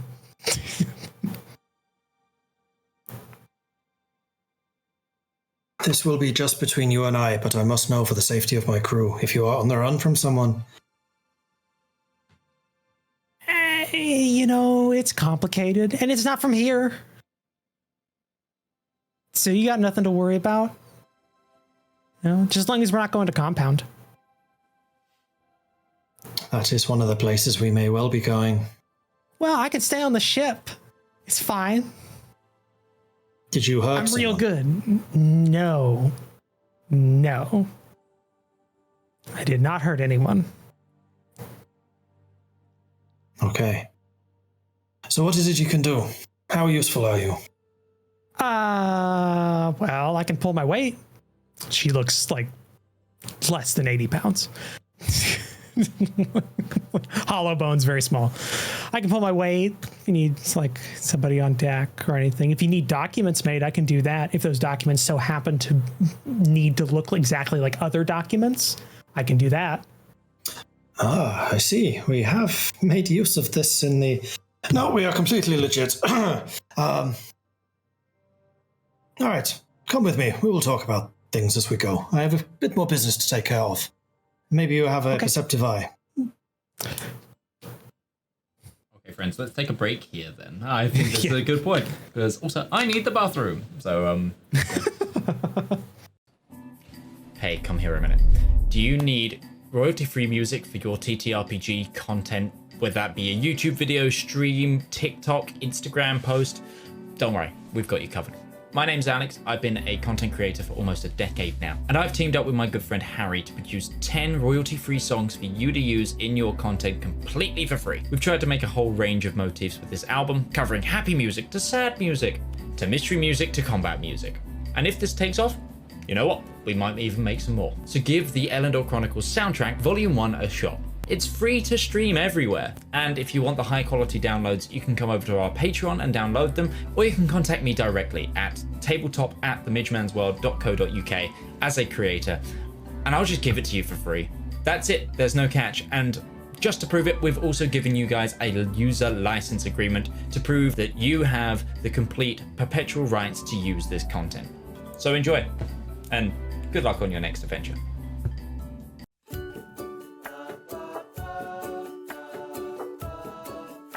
Oh, good day.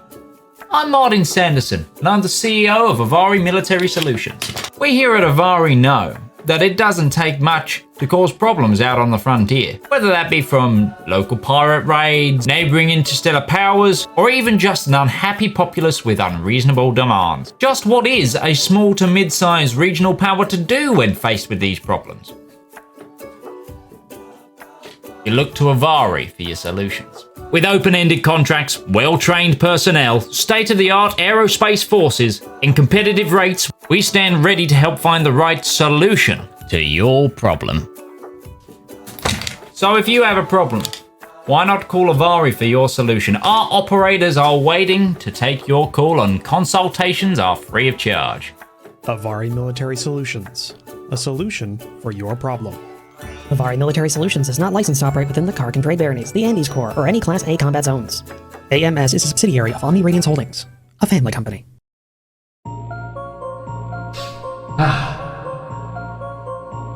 When is a story more than a story? When a tale is more than words on paper? When is an ad more than the script it's written on? In the darkest and deepest annals of our own history, worlds of wonder and splendor burst through like a blister made of hope. From the brain that's wrestled and riddled with madness, a radiant pustule. Writing, art, that's storytelling. That is the true lust of life.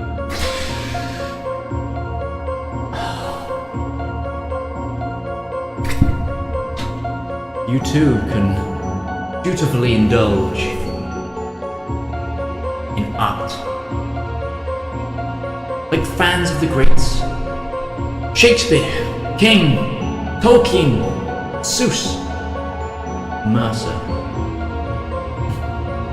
You too can indulge through Twitch Prime.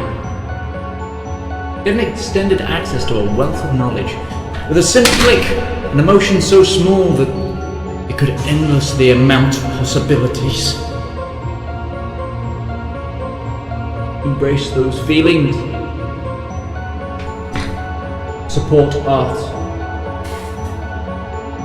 Support the component cast.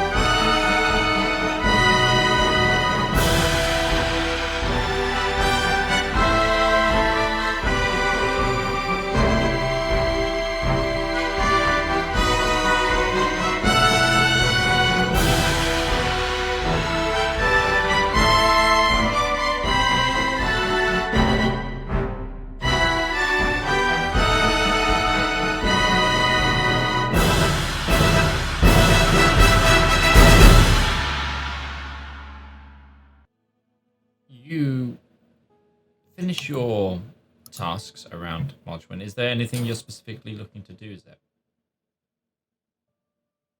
No, just buying resources for Russian. Okay.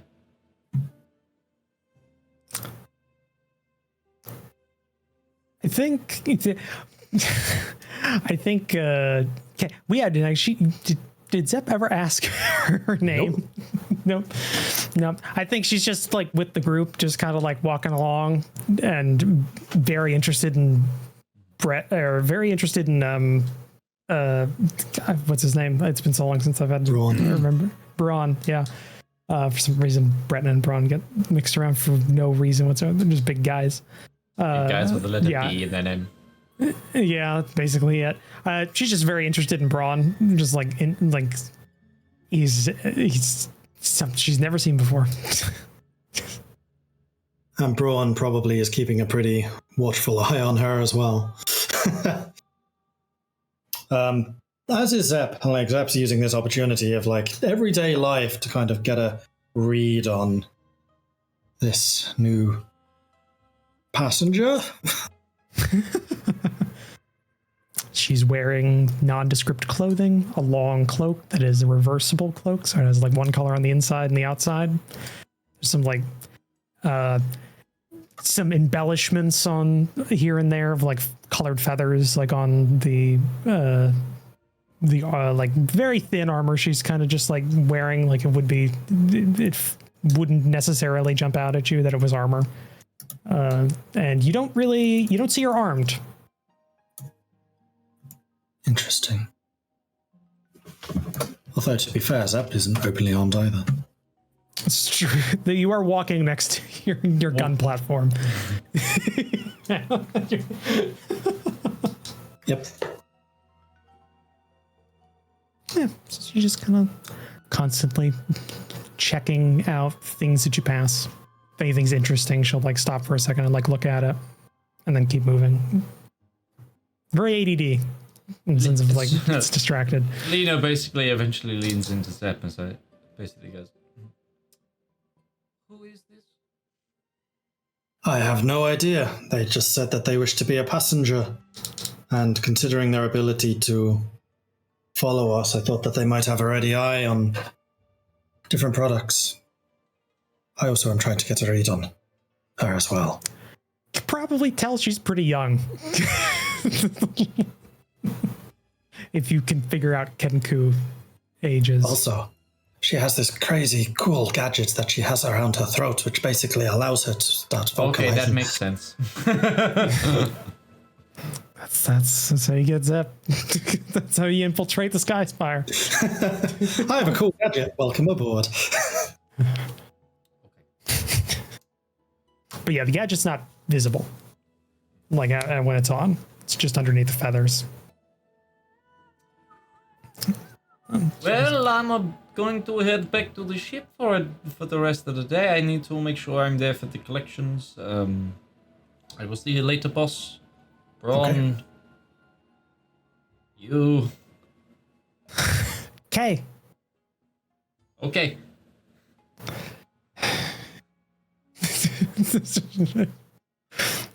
So is there anything in town that you need? Flying one. Not flying one, feathered one. I don't fly. Thank you. Yeah, we had already established this. Yeah, we did.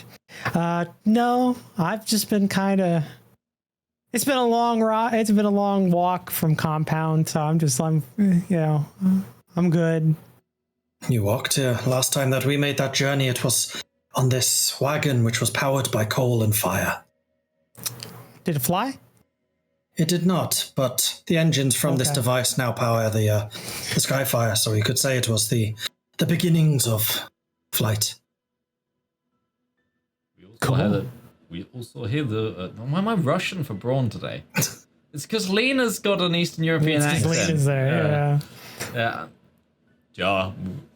We also had this three-horned monster that ate cabbages that pulled it along.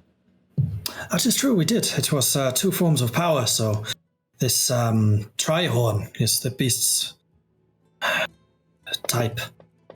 and it pulled it. And then when it needed a little bit of extra power, we had some engines that were able to push it along as well. Just say But to 14 walk here, to have heard about it. Where are you from? Compound. Nope. She was raised in a bookstore. Give me an intelligence. Give me a nature check. Nature check? I just did a history check for. All right, I'll do nature. Nature. It's fair. Nature is knowledge of animals. Yeah, that's true. It is one of 3 skills I have no bonus in. So. No safety for that.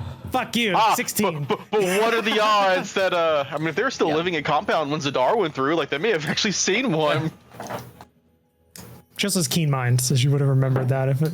Yeah, no, it's you remember it from a To a month. It's longer than a month. from like a natural history book. It's an Atrian creature. Oh, I've heard of those. I've read about those. Yeah, they're pretty interesting beasts. We still have the stable in the hold of the ship. But why is it that the skyship caught your attention? It's flying. Enough said. I can show you how the flight and everything about that works if you are interested. Sure. Zep will launch into just this long, detailed explanation, like preparing the ground for the showing when we get back to the ship. And in fact, probably after about 5 minutes of this, Zep will just go, we'll go back. It is easier to show you. Yeah. just very, very happy. Just walking along. And almost skipping. So we effectively managed to capture the essence of an air elemental in this giant balloon. And then that combined with the engines gives us thrust and then also lift. And then this combined with the ship's hull and... Yeah, and just nodding, and then I'm assuming she sees it as you crest the hill cinematically. Absolutely. Yeah, then she stops looking at you. She's looking at the ship as you walk closer to it. So as you can see, there's the balloon that is out above the top. Yeah. That is filled with the essence of air, and then you have the rigging around it. But those two big tubes at the back, those are where things get really cool. Those are the engines, or actually they're the exhaust of the engines. And inside we fill it with coal, together with a couple of enchantments, which means that the fires burn hotter.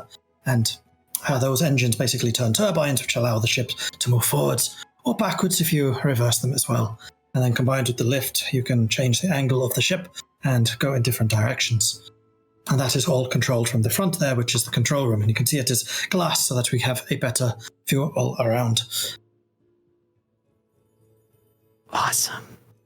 Do you have any experience with skyships? I know there are several different models. Nope. First one I've ever seen. One of my own design. And you made this? Yeah. She's infatuated. She's infatuated now. She's just like, you made this? You created something that flew?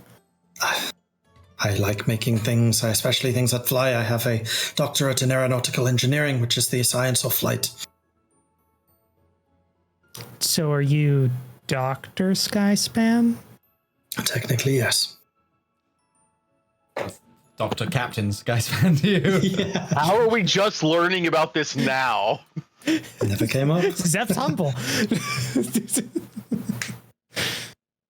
Okay, I'll remember that. Dr. Professor Captain Skyspan. Yeah, envoy. He's an envoy. Ambassador Captain Dr. Professor Skyspan. What is Zep's position in his uncle's company too? Is he also like, he's not CEO, or is he a CFO? Like, how many titles can we just strap on to If anything, a lot of letters. He would have been like a CCO, like a creative officer, because he was in like design. Yeah, design director. At what point, like, what takes precedent at that point? Doctor probably would take precedent, I think. You need it. Like when you're off the ship. Although notably, Zep has never mentioned a title at this Skyspan. Ever. Yeah. At some point, you just need to hire, like, broad just needs to be like your Khaleesi announcer of like, here is Zep Skyspan, doctorate of this, CCO of this. Does military rank become before doctorate in a title list? That's a question for Shane or Are you asking in American military? Any? No. Yeah. Military rank supersedes everything, but doctorate also supersedes anything civilian end. Yeah. And usually you address somebody by one or the other. It's not, Captain Doctor. Yeah. You address them as captain when they're on duty and probably as doctor when they're off. Lieutenant Colonel Doctor. Yeah, Lieutenant. Not a lot of Major. Not a lot of crossover, I think, in people who are like, yeah, this is a major doctor. Doctor. A family member of mine was a Lieutenant Colonel Doctor. Sure. He was a chief veterinarian for the Air Force. US Air Force. It usually depends on the field in which you're at expertise and then presently working in.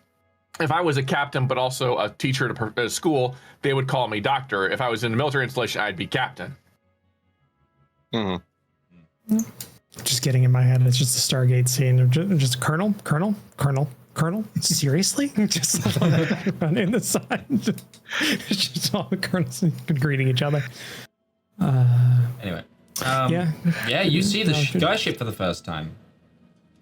No, she's whatever. She's being led. She just doesn't. She's just gonna go. Just full tour except for that one storeroom. Yes. She will note that. And the bedrooms, obviously you don't go into those. Yeah, Zep, having noted your interest in the more engineering bits, would probably spend the most time in the engine rooms and control room. Yeah, Zep probably read it as that. She's just infatuated with the concept of flight, but yeah, probably the engineering bits are part of that, I guess. Just not really. Well, if you're interested in flight, there's obviously the easy way of getting into the ship. Then there's also the cool way. And Zep will pull out of his pack, the fans kind of fan out. One of those that's 5 by 5 feet. Put it on the floor, attach an engine underneath it, and then just levitate up to the ship rather than going through the hole. That's amazing. As I said, I'm interested in everything that flies. I am too. Well, the real secret. And you kind of tap his boots and then hover off the ground on the boots.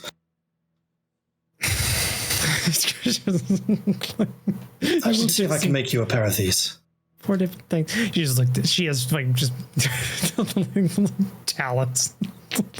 I'm still working on the exact design, but yeah. Yeah. It's great.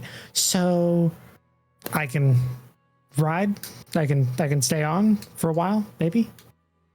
I have not seen a reason why not, particularly if you are so interested in flight and things like that. I have an apprentice already. I could maybe try to teach you as well. Sure. I can. Yeah. Then Zep will launch into a tirade of the basics of flight. Basics of flight, yeah. No, she listens. She has an 11 intelligence. This is her worst stat by far. For this type of thing, despite how highbrow Zep very often makes descriptions, recognizing your interest and recognizing you need to go back to the basics, he's actually a remarkably patient teacher. He's clearly seen a lot of teachers and knows the good and bad traits in them. You probably get the sense after a while that she is used to the concept of research and remembers things very well. But past that, very high concept things kind of go past her. Yeah, but she's totally willing to just take whatever. Just and yet nobody has still asked her name. She's just the bird on the ship, probably. The feathered one. It's not exactly the most socially able, so to him, it's just it totally works. Yeah, interested in flight. That's enough. Yeah, it's great. No, so what am I going to be doing? Well, this is Pascal, who is my other apprentice. Pascal is currently working on a smaller skyship. I was thinking perhaps the both of you could work on this and see if you could make improvements to it, as we have already been doing. Now this is... What is your name? Oh, right. K. K. Cattle call. Cattle call. kettle call, like a yeah. Like a pot. Yes, like a pot. People just call me K. K. Yeah. Okay, Pascal. You will be working together on this. Pascal has shown a real interest in the science of flight. And I think that she could learn quite a lot from what we do here. Excellent. Okay. Yeah, it's all right. Works more as an friend. Whatever. It's fine. It's great. How are you talking? Yeah. That's the thing you need to keep in mind. Her mouth does not move at all. I'm just talking. So Kay has this device around her neck, which basically transfers some kind of, I'm not sure if it is a vocal input or vibrations? Or if there's, I'm not sure. That part of it was a little bit unclear, but basically it's an amplifier. Other people tried it. Doesn't really work on other people.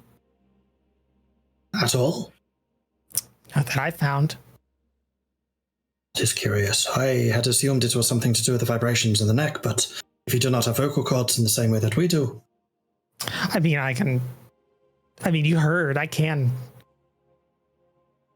speak in a way without it, but not like you.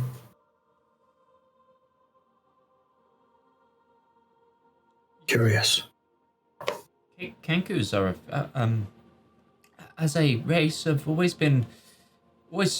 struggled with talking. They don't have full control of their vocal cords. So, some say it's an ancient curse. I think it's possibly a more natural flaw, but yeah. I don't know. Never met any others.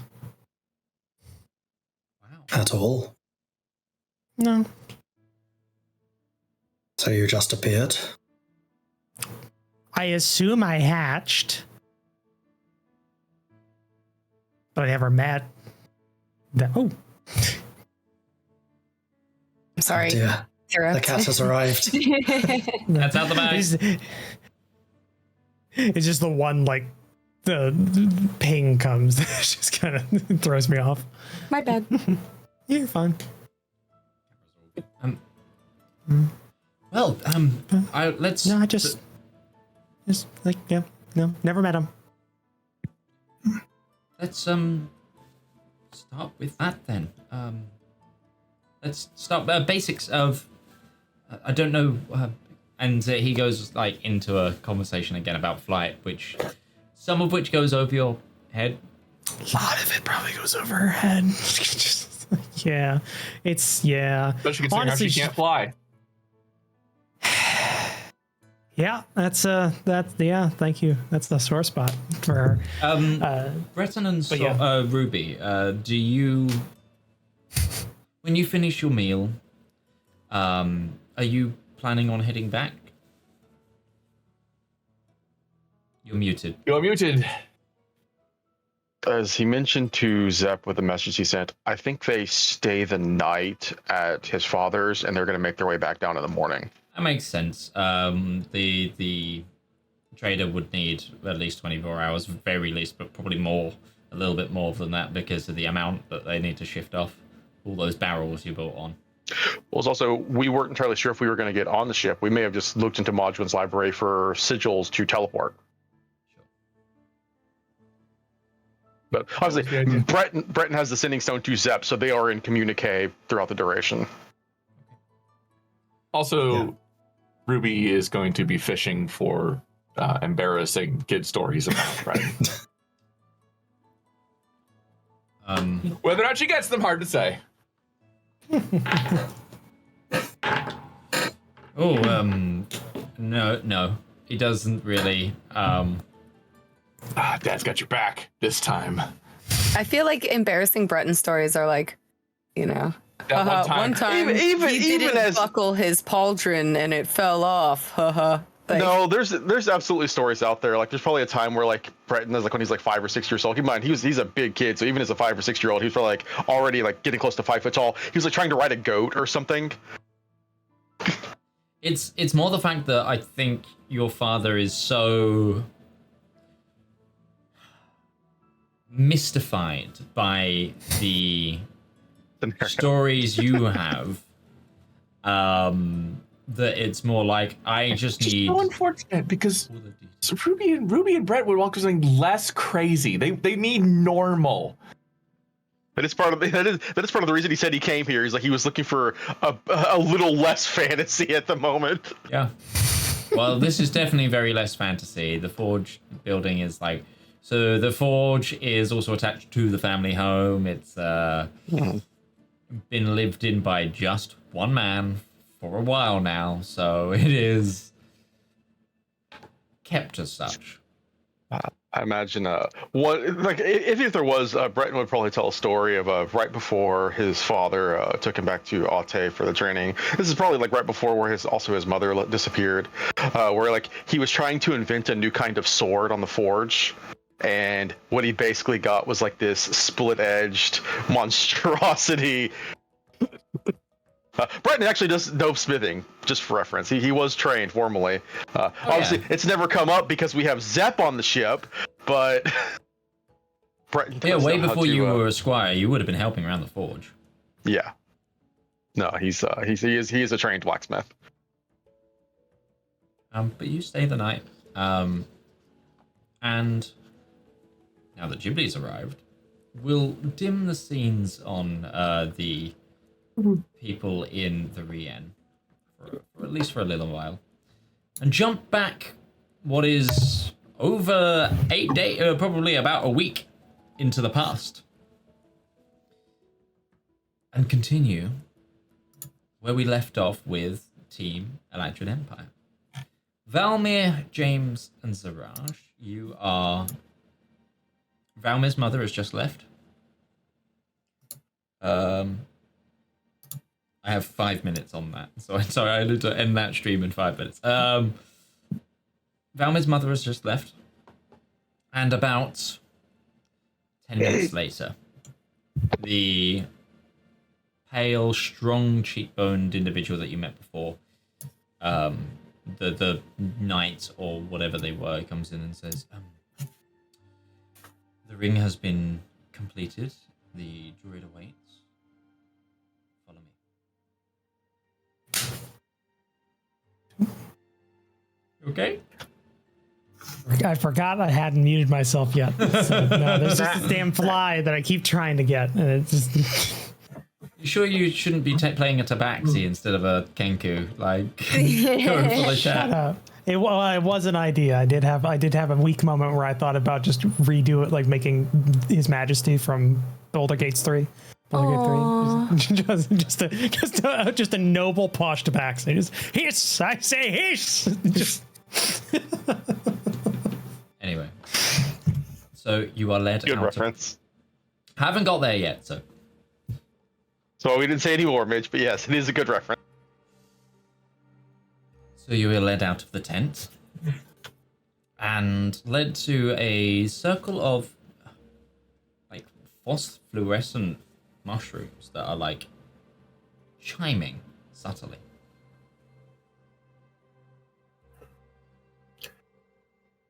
So where is this taking us again? This is going to Noxodanis. Noxodanis, okay. Are they expecting us? Yes. Will we?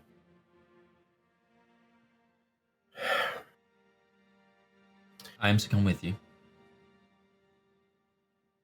Okay. For the transfer. I would appreciate that, actually. Thank you.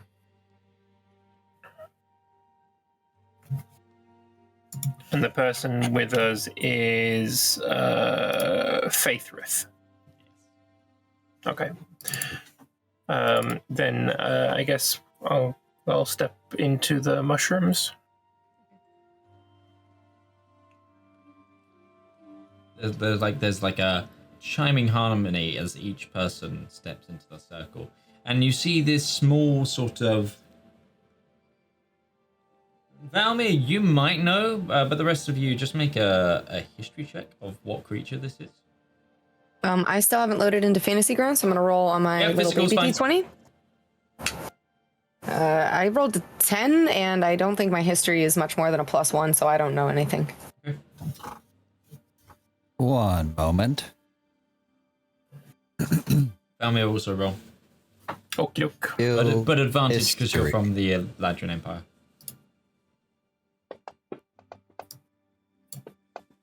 That would be a 19, good sir. 10. The name of what this creature is fails you, Valymr and Zaraj. But James, there's a thorn. A thorn? Thorn. As in humanoid, goat horns, goat legs. It's a lady, but she's also in like a shawl of like leaves and mushrooms. So that kind of obscured what she was a little bit. And she's kind of like rhythmically moving her hands, gesturing magically. And with her gestures, like various different mushrooms kind of grow. And then suddenly, like, glitter begins to take you. And then more glitter fills your vision. And suddenly, you look down, the mushrooms all wilt into the ground. And then you look up from the ground. And you are in a garden in a completely different location. There, in front of you, is a towering set of spires atop a large and imposing keep of black stone. Around you are many guards, not like aggressively standing, but clearly like, we knew this was coming. This is a slight show of force, so there's like lined sentries, all in Eladrin armor. And yes, Greyford kind of steps out of the ring first and moves towards an individual that is walking towards you all. And then you turn around to see that the spellcaster who controlled this fairy ring just kind of waves their hands and then kind of goes into the ground themselves, and in their place there is just a little mushroom. I would like to sniff the mushroom. Does it smell like the person? It smells quite noxious, actually. Oh no. That's it. Just don't eat it. No thanks. I don't have mushroom left in my tummy after breakfast. Ouch.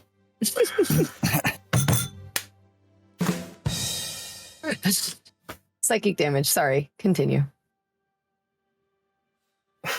The person in front is this individual that Faithrift meets is fully dressed in black armor. At their hip, a mace, and also a short sword. They have a long silver cloak that really clashes with this armor. I'm trying to think of a visual representation of the armor.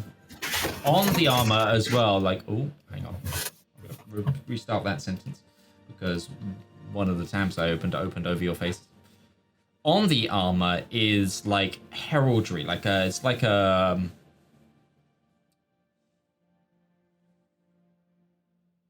brigandine kind of shape, but made of plate, and then on the plate is like painted heraldry of a deep green and like gold leaf lattice across it. And then when you actually see the armor, it's actually not black, it's like a deep green, but it's like almost black. Like, trying to think of like an example visually. This is going to be an example that Lambert and some others will get. Think Dark Angels, but darker.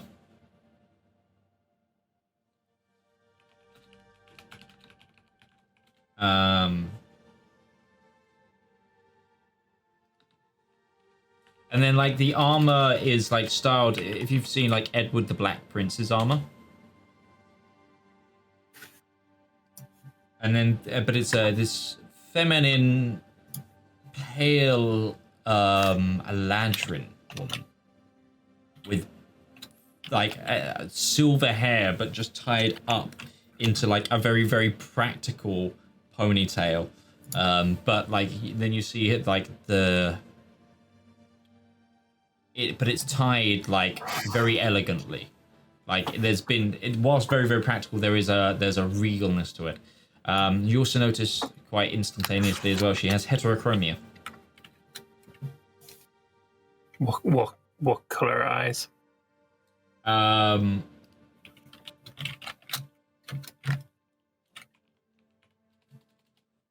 on, it's on this tab.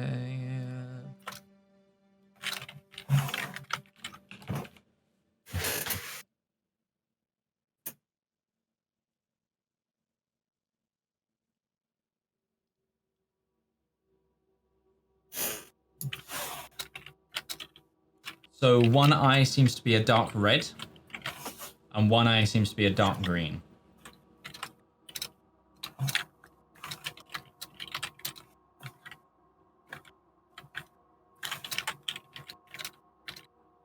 This is a question about the gift that the Emperor gave me as the diplomat. I just have in my inventory here chest of gold. Mm-hmm.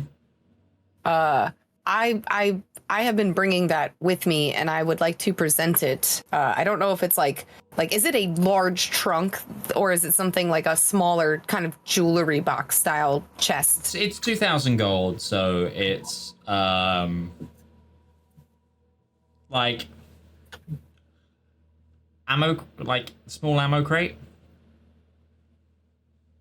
I will pull that out and kind of bow a little bit respectfully and, just say, thank you for receiving us as guests to your wonderful empire. I have brought a gift for your Eladrin the Immortal.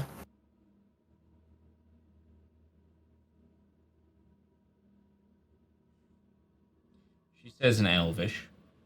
Shit. My grandfather and my family welcome you. Okay.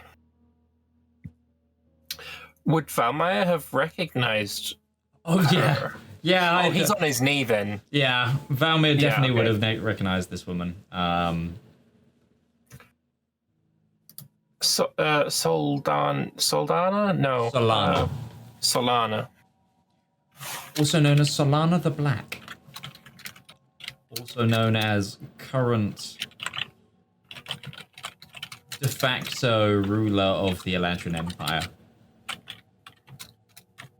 Her son is the heir apparent of the Empire, should anything happen to Eladrin the Immortal. So they're patriarchal? Yes.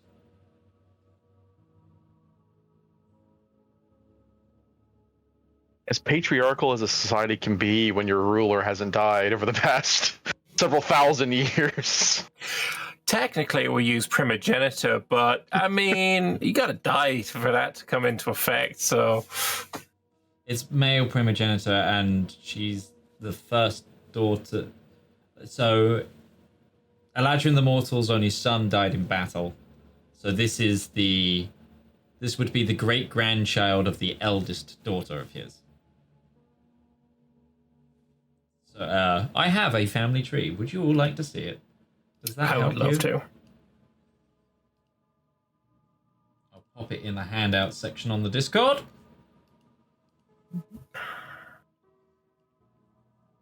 Yes, I assumed Valymr as soon as... I was wondering if you would twig who it was from the description. But yes, you would definitely be bowing at this point.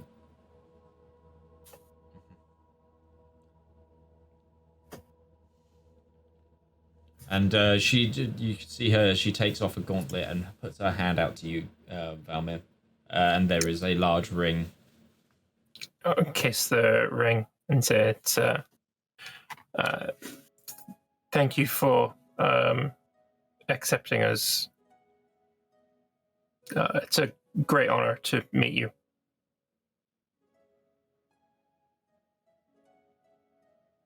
I'm familiar with your family, Valymr.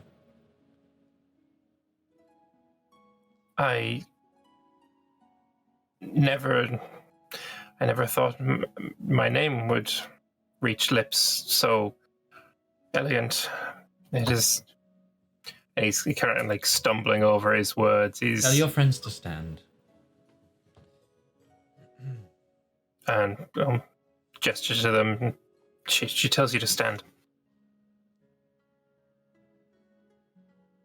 Oh, okay.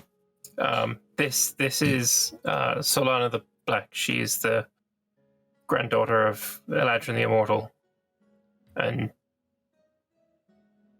she's about as high up as it gets.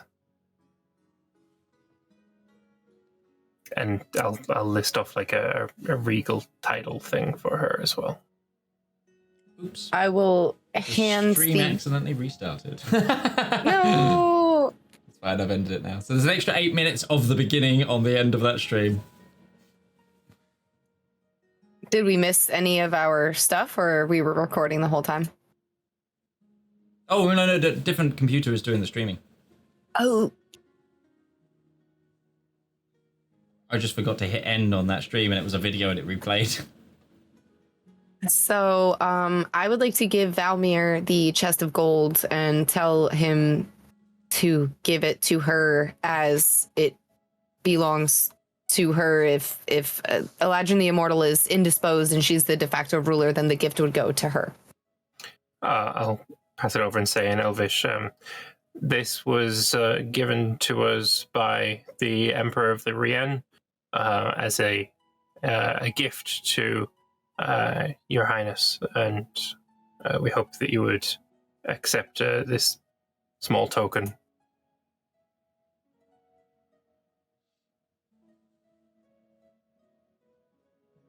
She nods to Faithrin, and this is Faithrin says, "The lady accepts and takes the coinage," and then she essentially puts her gauntlet back on. Sort of like takes this.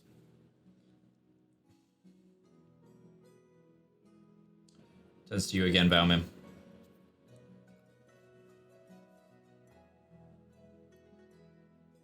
I will speak to you all later. I have a training session to attend. She kind of cracks knuckles and then walks away. I'll bow as she leaves. Same. Whatever Valymr is doing, I am mimicking polite gestures. Sure. Faithrin kind of turns around and goes, "That went well? I'll show you to your quarters." Thank you. So, you are led through this castle, and eventually shown to a pretty elegant suite. Multiple rooms, multiple bedrooms, like a living quarters.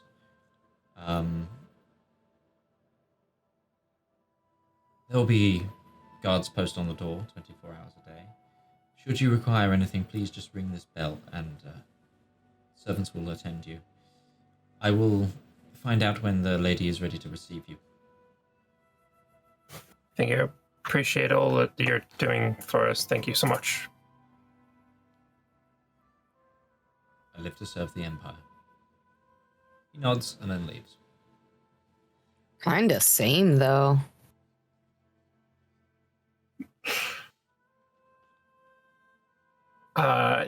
So we don't really have like the time to do it properly, but I can teach you some Elvish phrases, like, that might come in handy.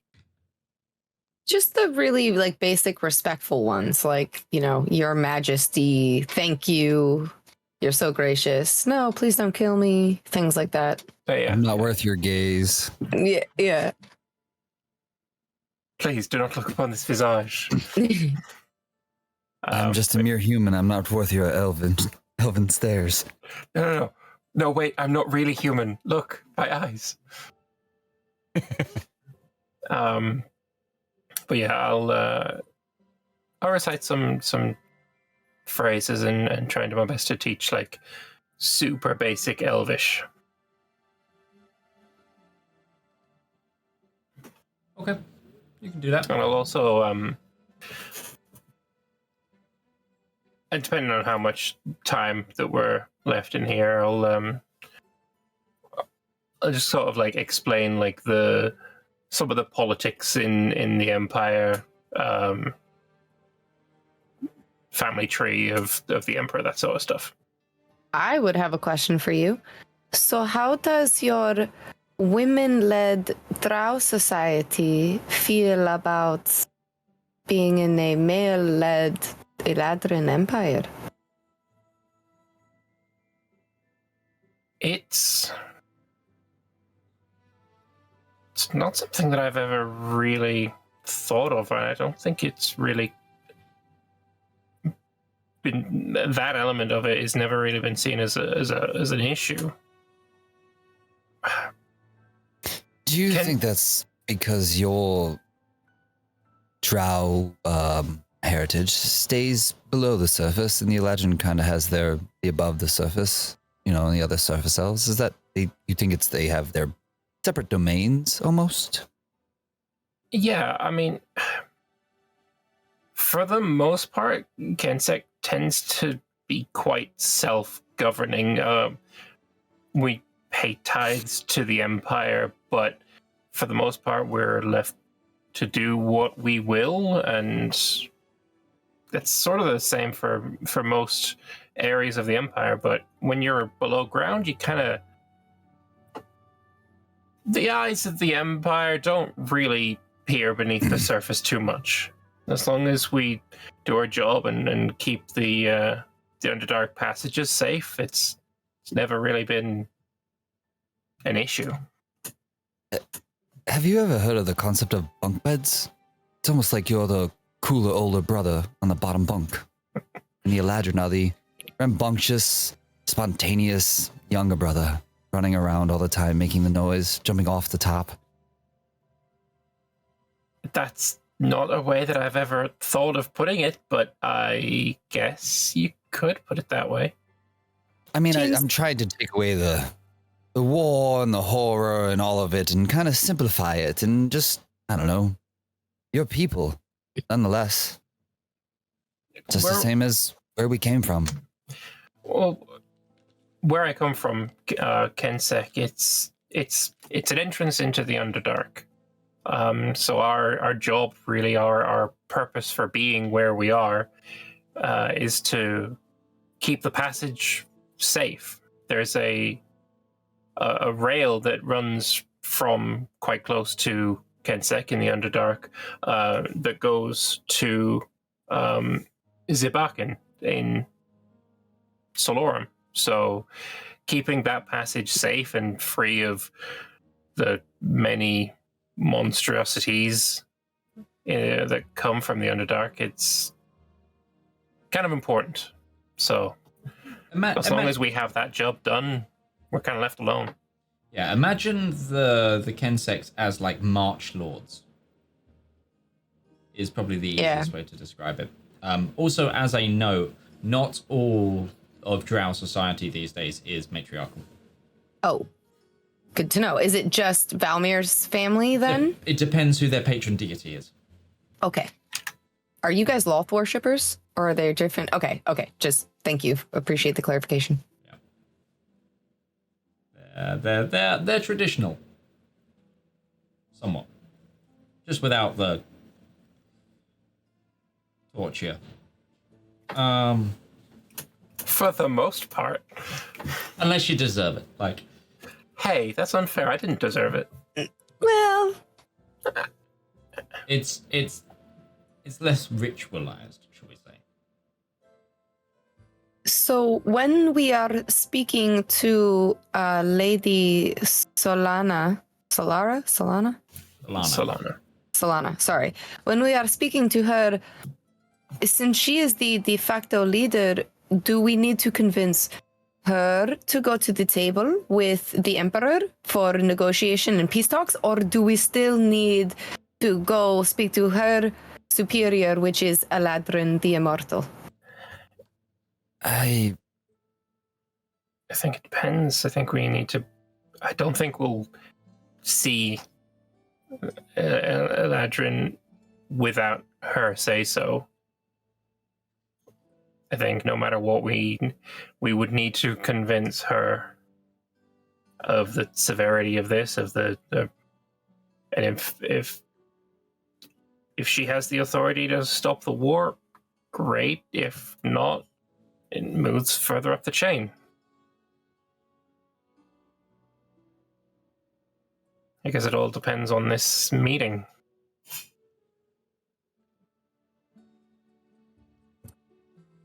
The room that we're in, could I inspect it? I don't know very much about magic, but I'd like to inspect it for hidey holes, spying mechanics, things like, is this a safe place for us to be speaking, essentially?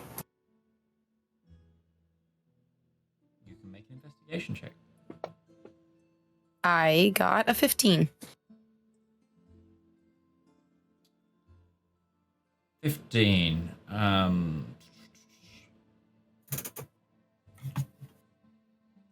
Looks like a set of suites.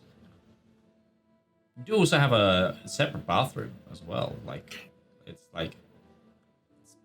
classy. You are in really nice rooms. Do they have indoor plumbing? Yeah.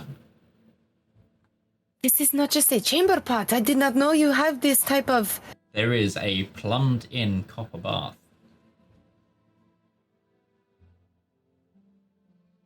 Life's luxurious at the top. I mean, we're in. You're ambassadors now. I'm calling up room service, popping bubbly in the bathtub. Oh yeah, I forgot I had a job to do. I come from a noble family, but this is several. Oh yeah, this is several layers above. It's that generational wealth. That generation that's still alive. Yes.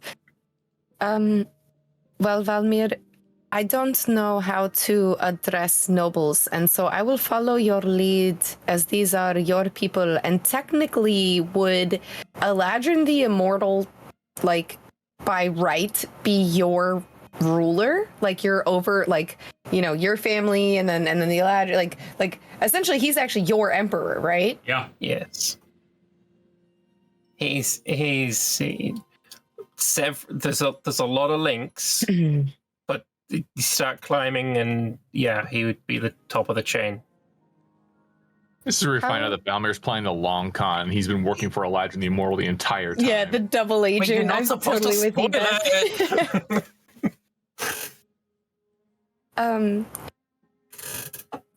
How do they feel about the god Bahamut down here? Or up here, we're not underground? That's a good question, DM.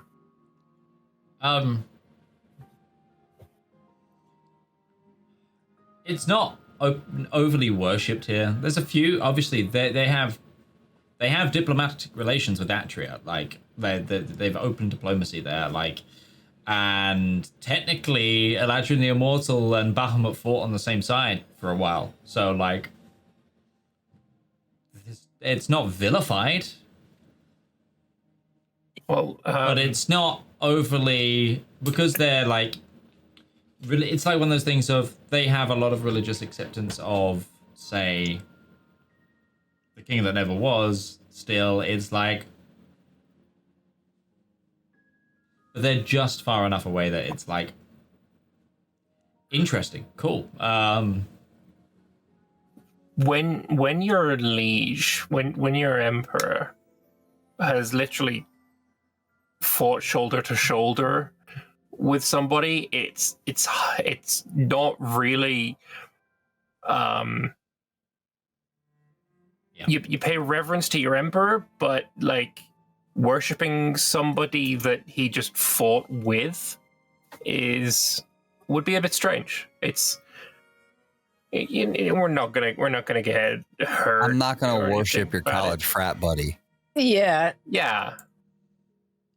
But yeah, I mean,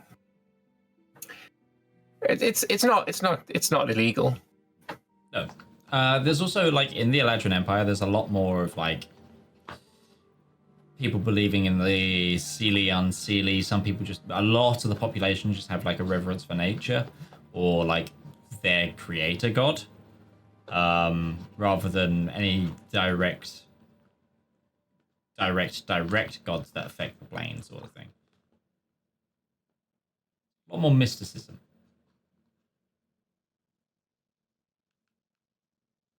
But eventually, you parcel some general elven phrases, and eventually there's a knock at the door.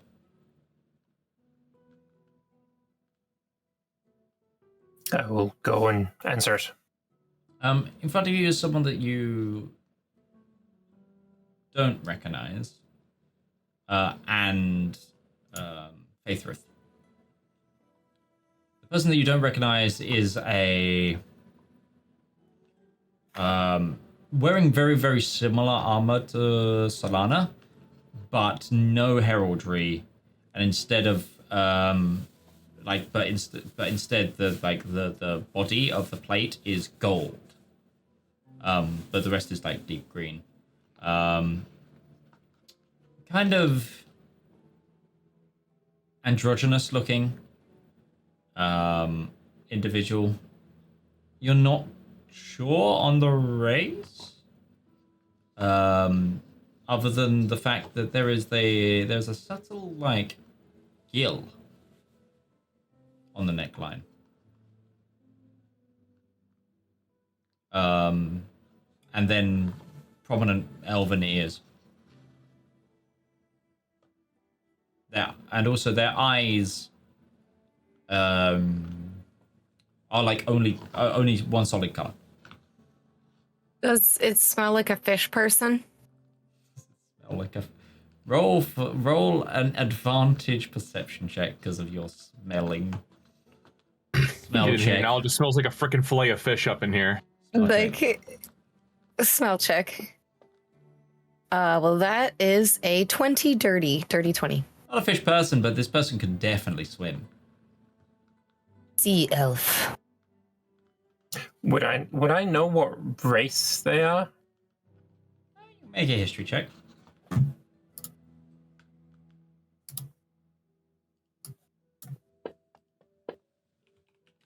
Ten.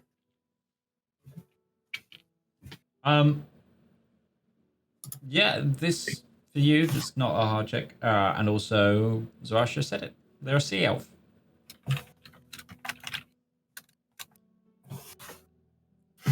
I will bow to the sea elf, and I have nothing I can relate to with the sea elf. I was going to offer them a bath in our bathtub, but I realized that diplomatically that'd be really fucked up, so I'm not going to do that. But as you sort of introduce yourself, their eyes uncloud.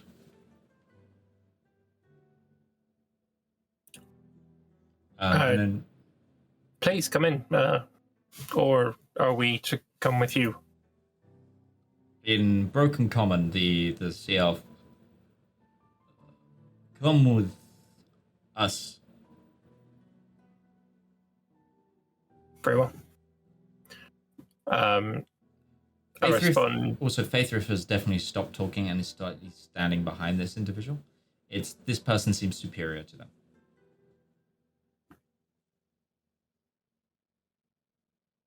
I will say as I follow them, if you wish, we could speak in Elvish and I can translate for my friends. Very good, that would be much better. And yeah, I'll follow them.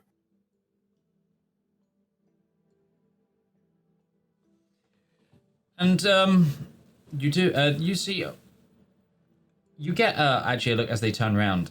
They've got a cape on. This again is this sort of silver cape, but it seems like they've got a fork-like weapon on their back.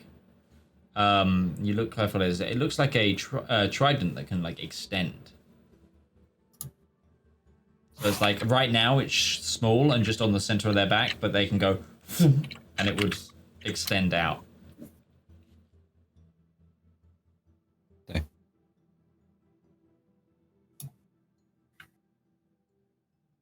And then That's for far away dinner.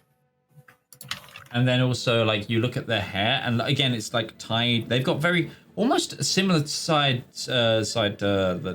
princess, but it's like their hair's tied up, but then there's even too much for it to be tied up, and it's like down their back past their shoulders. Like if you untied their hair, it's probably 4 foot in length. Like it is a mane. And this person's taller than we are. They're probably about 5'9". So it's like most of their body length in hair. Okay. It would be. But it's tied up and it's just past their shoulders. But it's just like, it's one of those things, it's tied and then it's tied and it's, yeah.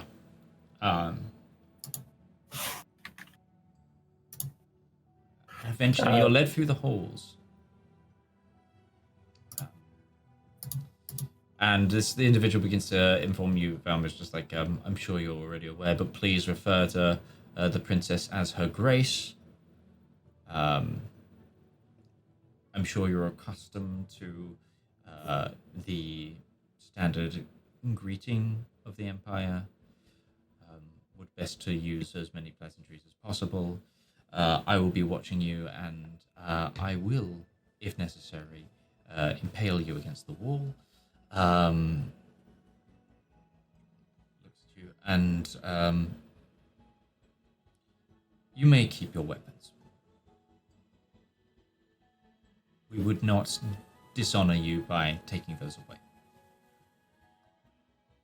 We shall pose no threat to the princesses. Would I refer to her as princess or no?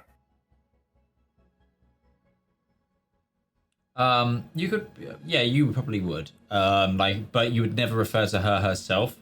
Like you would always say Her Grace, the princess.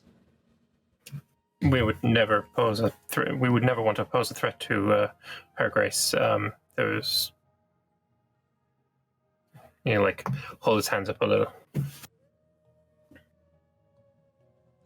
It would be wise. Anyway, and then he like you've been walking down corridors and he pushes open a large door. And then you see a small-ish council chamber within the keep. This keep is almost like, as you've been walking around it, very similar to Castle Cullis. Like they're both the same sort of structure, size, like, but obviously in their own style. And like also you'd know like that often like in Chronicles and stuff they're known as like the juxtaposing twins, because essentially both were built across the border from one another, like on a very, very, very clear day, which is very rare in the Cullis marshlands. You can see the two castles from one another. And on a throne is Solana. In the room is also an older man who looks feature-wise similar to Solana, but shares none of the physical qualities and sort of hair color, eye color, muscle build either. But is standing close enough that you see a familiar resemblance. There is also a number of other court officials around, and as well as guards. Would I recognize this other person then, or are they? Would they be known to me? It depends how like much you've studied like the royal family, but you can make a quick history check. I am proficient in history, so I think you are. I would have done history as well, and I believe Valymr and me both read the same book on Eladrin and his lineage. I'll let you roll as well, then, James. I got a 22. I mean, I would. Do you want to take the lead on this, Valymr? I'll just give you advantage if that's all right, DM. I got a 22 anyway, but if you want, I'll do that's an 18. You can go for higher. It's still a 22. Yeah. This looks to he although it's quite hard to tell with the Fae, he seems to be older, and you'd think this might be Lutharus, the Solana's father. Okay. Luthias. Quick question. So her father is not in line for the throne. No, he's not blood. Because he's not blood. She's the daughter of Eladrin's daughter. Yes. Okay, sorry. Continue. Yep. I posted a family tree in handouts if it helps. That is helpful. Yes. And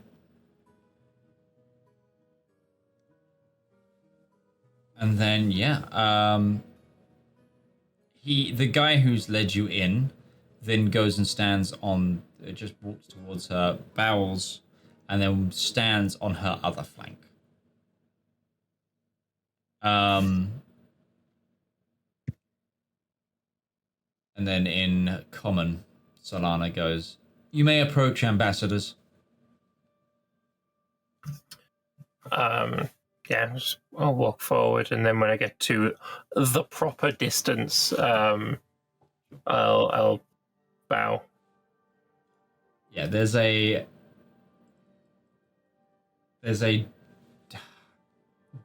is like all eyes are on all of you, sort of thing, of both curiosity, tensity, and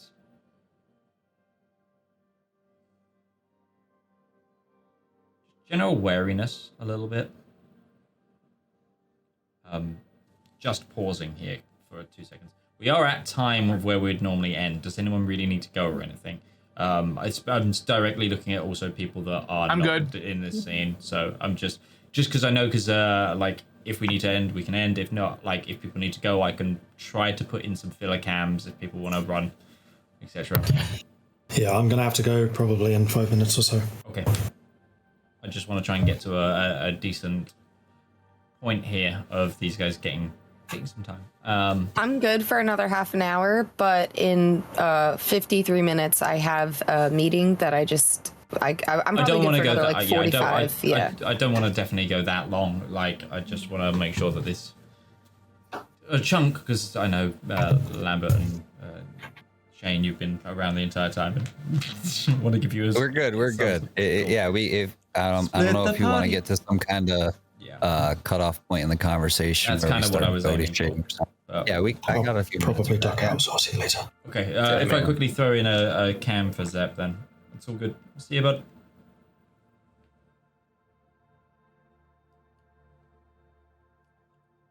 Get a Discord going.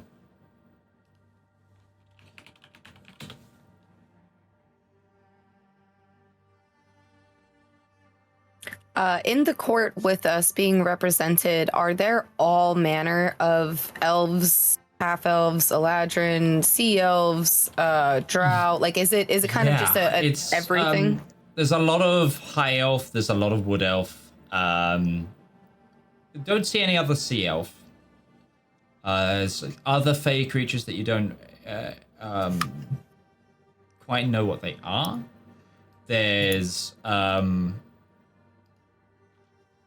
I have a bonus cam in now, Zeb, so if you need to jump out, do so.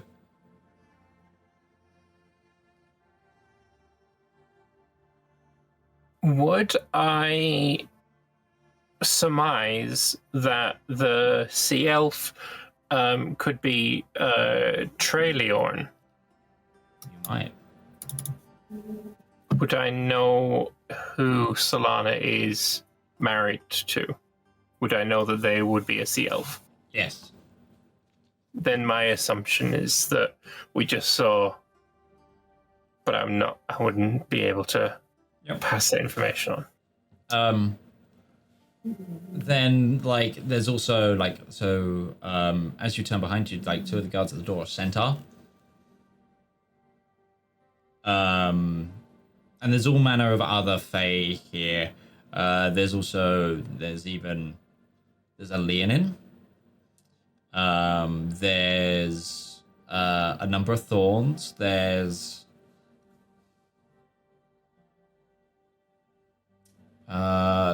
even some other Eladrin, minor Eladrin, not noble Eladrin like the main family. But yes, There's many other fey creatures here. Numbers of also like dryads, and so it's about 30 people in this room.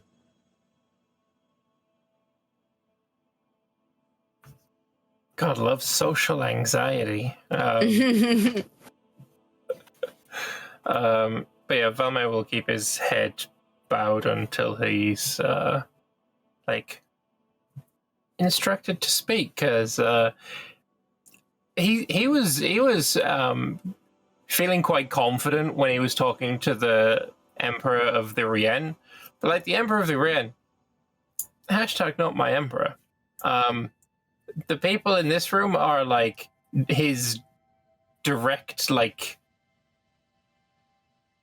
higher ups, and he's not exactly the most Minor noble. Minor noble, yeah, but I kind of like deserted a little bit, so he feels a little bit like he's on trial.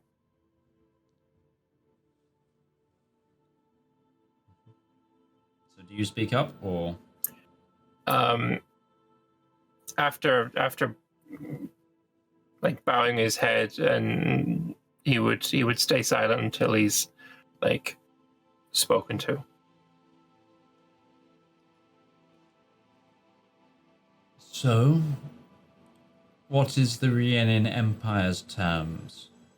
Why have you called this ceasefire? Your Grace, the Emperor of the Rien, I spoke to him directly. The terms they offer are, well, they are dire. It is they have a weapon. They can release a plague that would, well, it would be disastrous for all Eladrin and Elvenkind. And they say that if the war does not end within 5 months, Jesus Christ, that's some loud rolls. they will release this plague. Stone die on wooden table in front of shotgun mic. Murmurs, shouts erupt throughout the court. So much so that Solana has to stand up and silence everybody.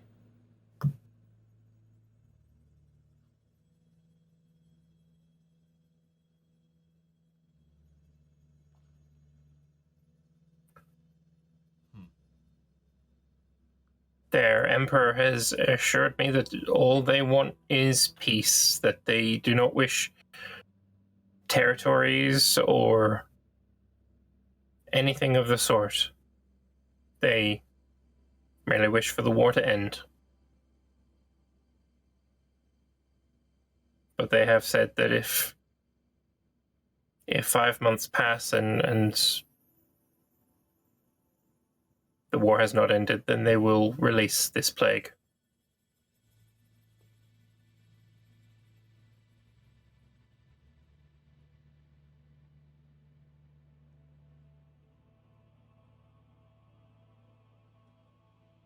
We are winning. We are waging the war that will finally find vengeance from my mother.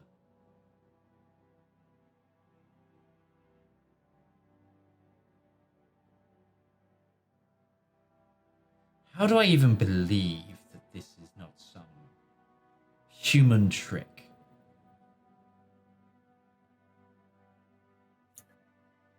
Your Grace, on the way to discovering this information, we came across a body upon the island of Bulb that they had tested this weapon upon this poor soul. It's I forget what's the disease called. A shadow lung. A shadow lung. It's the shadow lung. Rapid, far more rapid than it is normal. We saw this, and then upon our exit from Bulb, we came across documents and samples upon a cart from an ambassador that has perhaps had a change of heart. We have these.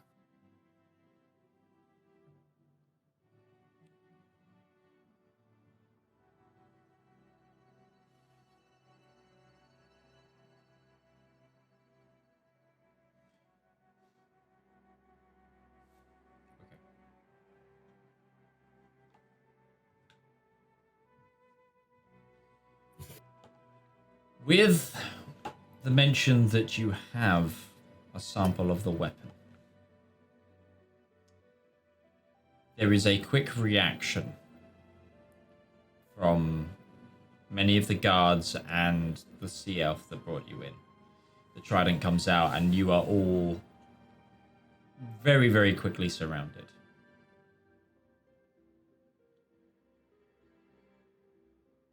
Ambassador, did I just hear correctly that you have come to warn us of a weapon, but not only that, you brought it with you?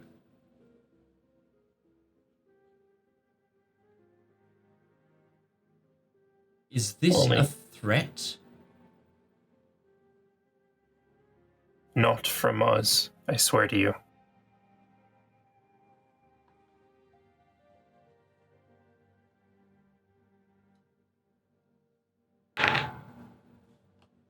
Begins to cast a spell.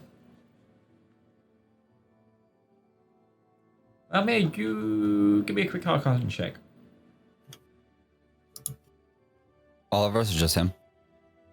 Valymr has access to this spell, so that's why I'm asking him. Oh. 20. Oh, Arcana check, sorry. I So thought it was a save. I don't resist it. I will fail the check. Okay. The other two, unless you would like to fail it, please make a wisdom saving throw. I will fail it. I'm standing with my hands up, looking as unimposing and ready for my fate. Like, if she's casting fireball, I'm just gonna get blown to smithereens at this point. I don't care. I've just stayed bowed, staring at the floor pretty much this entire time, and I'll submit. Oh, okay. Which one of you has this sample? Still bowed, I'll just raise my hand up. Where is it? It would be in my bag. It's in my bag. Your Majesty. Or what was it, Highness or Majesty? Grace. I can't remember. Grace. Like, Your Grace.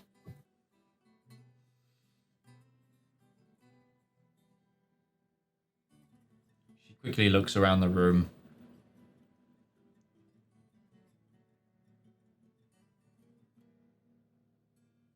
She's trying to see who...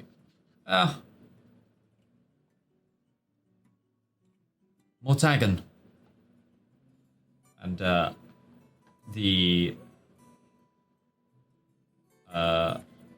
Minotaur steps forward. Take the bag. And he quite carefully grabs the satchel of yours. Yeah, it'd be the messenger bag, the alchemical messenger Tries bag. to begin to lift it off of you. He'll get it freely. And he kind of stomps backwards and is kind of just holding it.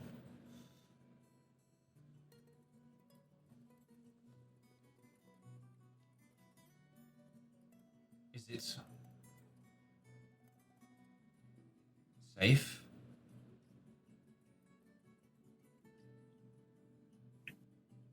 I'll leave that one up to James. Is it secured in my bag? Yes, I would not leave it unsecured in a place that it would wreak untold havoc. I am here to, if I may be so bold, I'm here to help.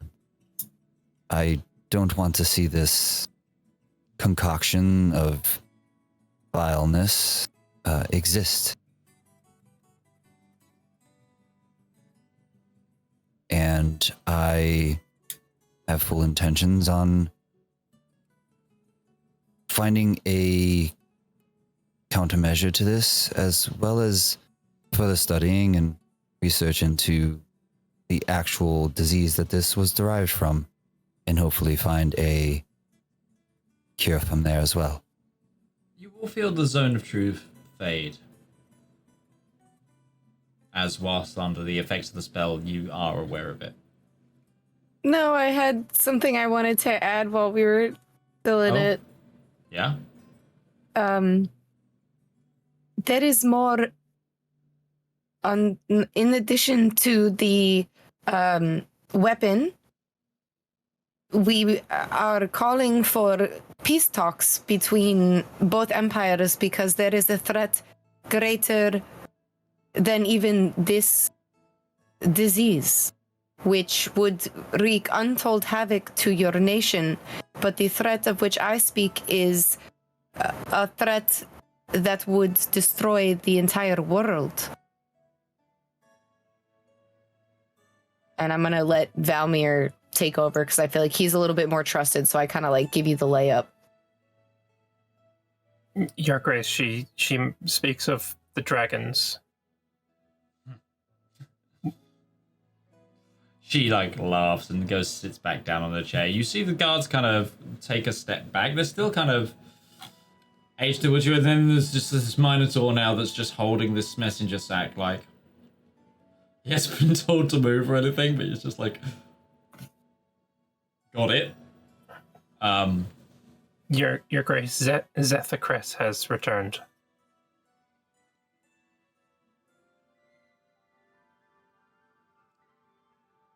And he is... Who?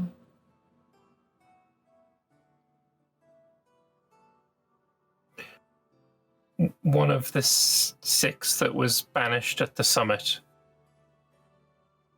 He's the obsidian dragon.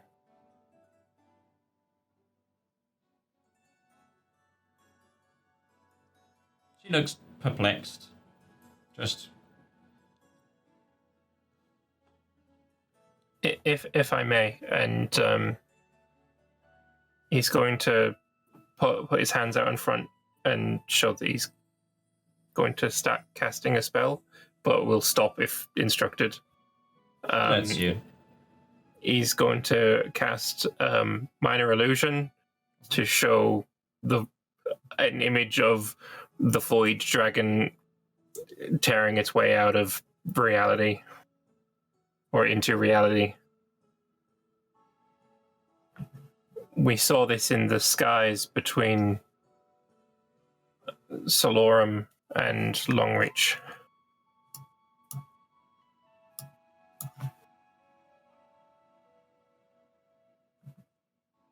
And this is Zethacres, did you say?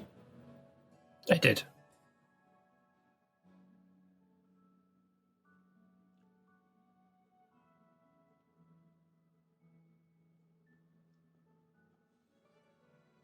I understand that you're scared, Valymr, but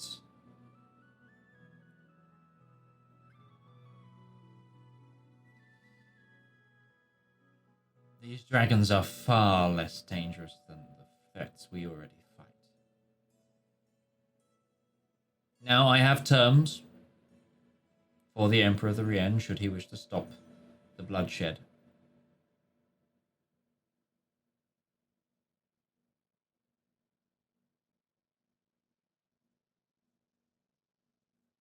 Nods at the person that you identified as her father, who then brings forward to you a scroll.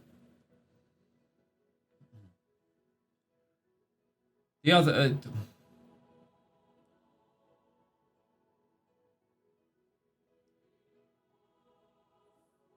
I know of your name, Valymr, but who accompanies you here? This is James. We met him in Redbury, and he has accompanied us.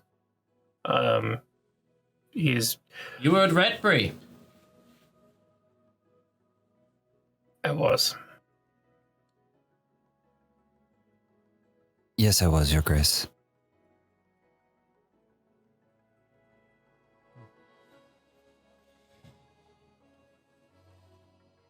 Well, that's interesting. And you are turning to you, Siraj. I am Siraj the Knight, Your Grace. Well, Siraj the Knight. I am Princess Solana the Black. Seems we match. I am honored by this.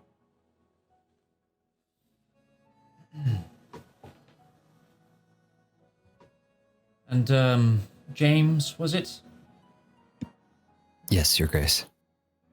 Your interest in this weapon, does it link with your own affliction?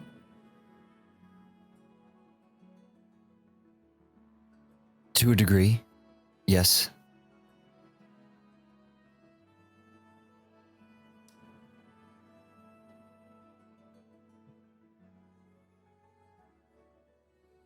I must think upon what you've told me. Mortagan, please escort the doctor to somewhere out of the way and take that dreadful bag with you. Please read over the terms. I will call for you once I have discussed counsel. Yes, Your Grace. Thank you, Your Grace. And with that, looking at the time, we'll end there today.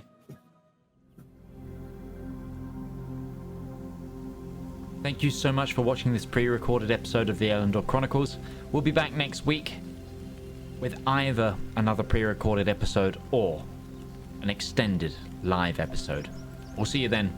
Thank you to the cast, and bye-bye for now.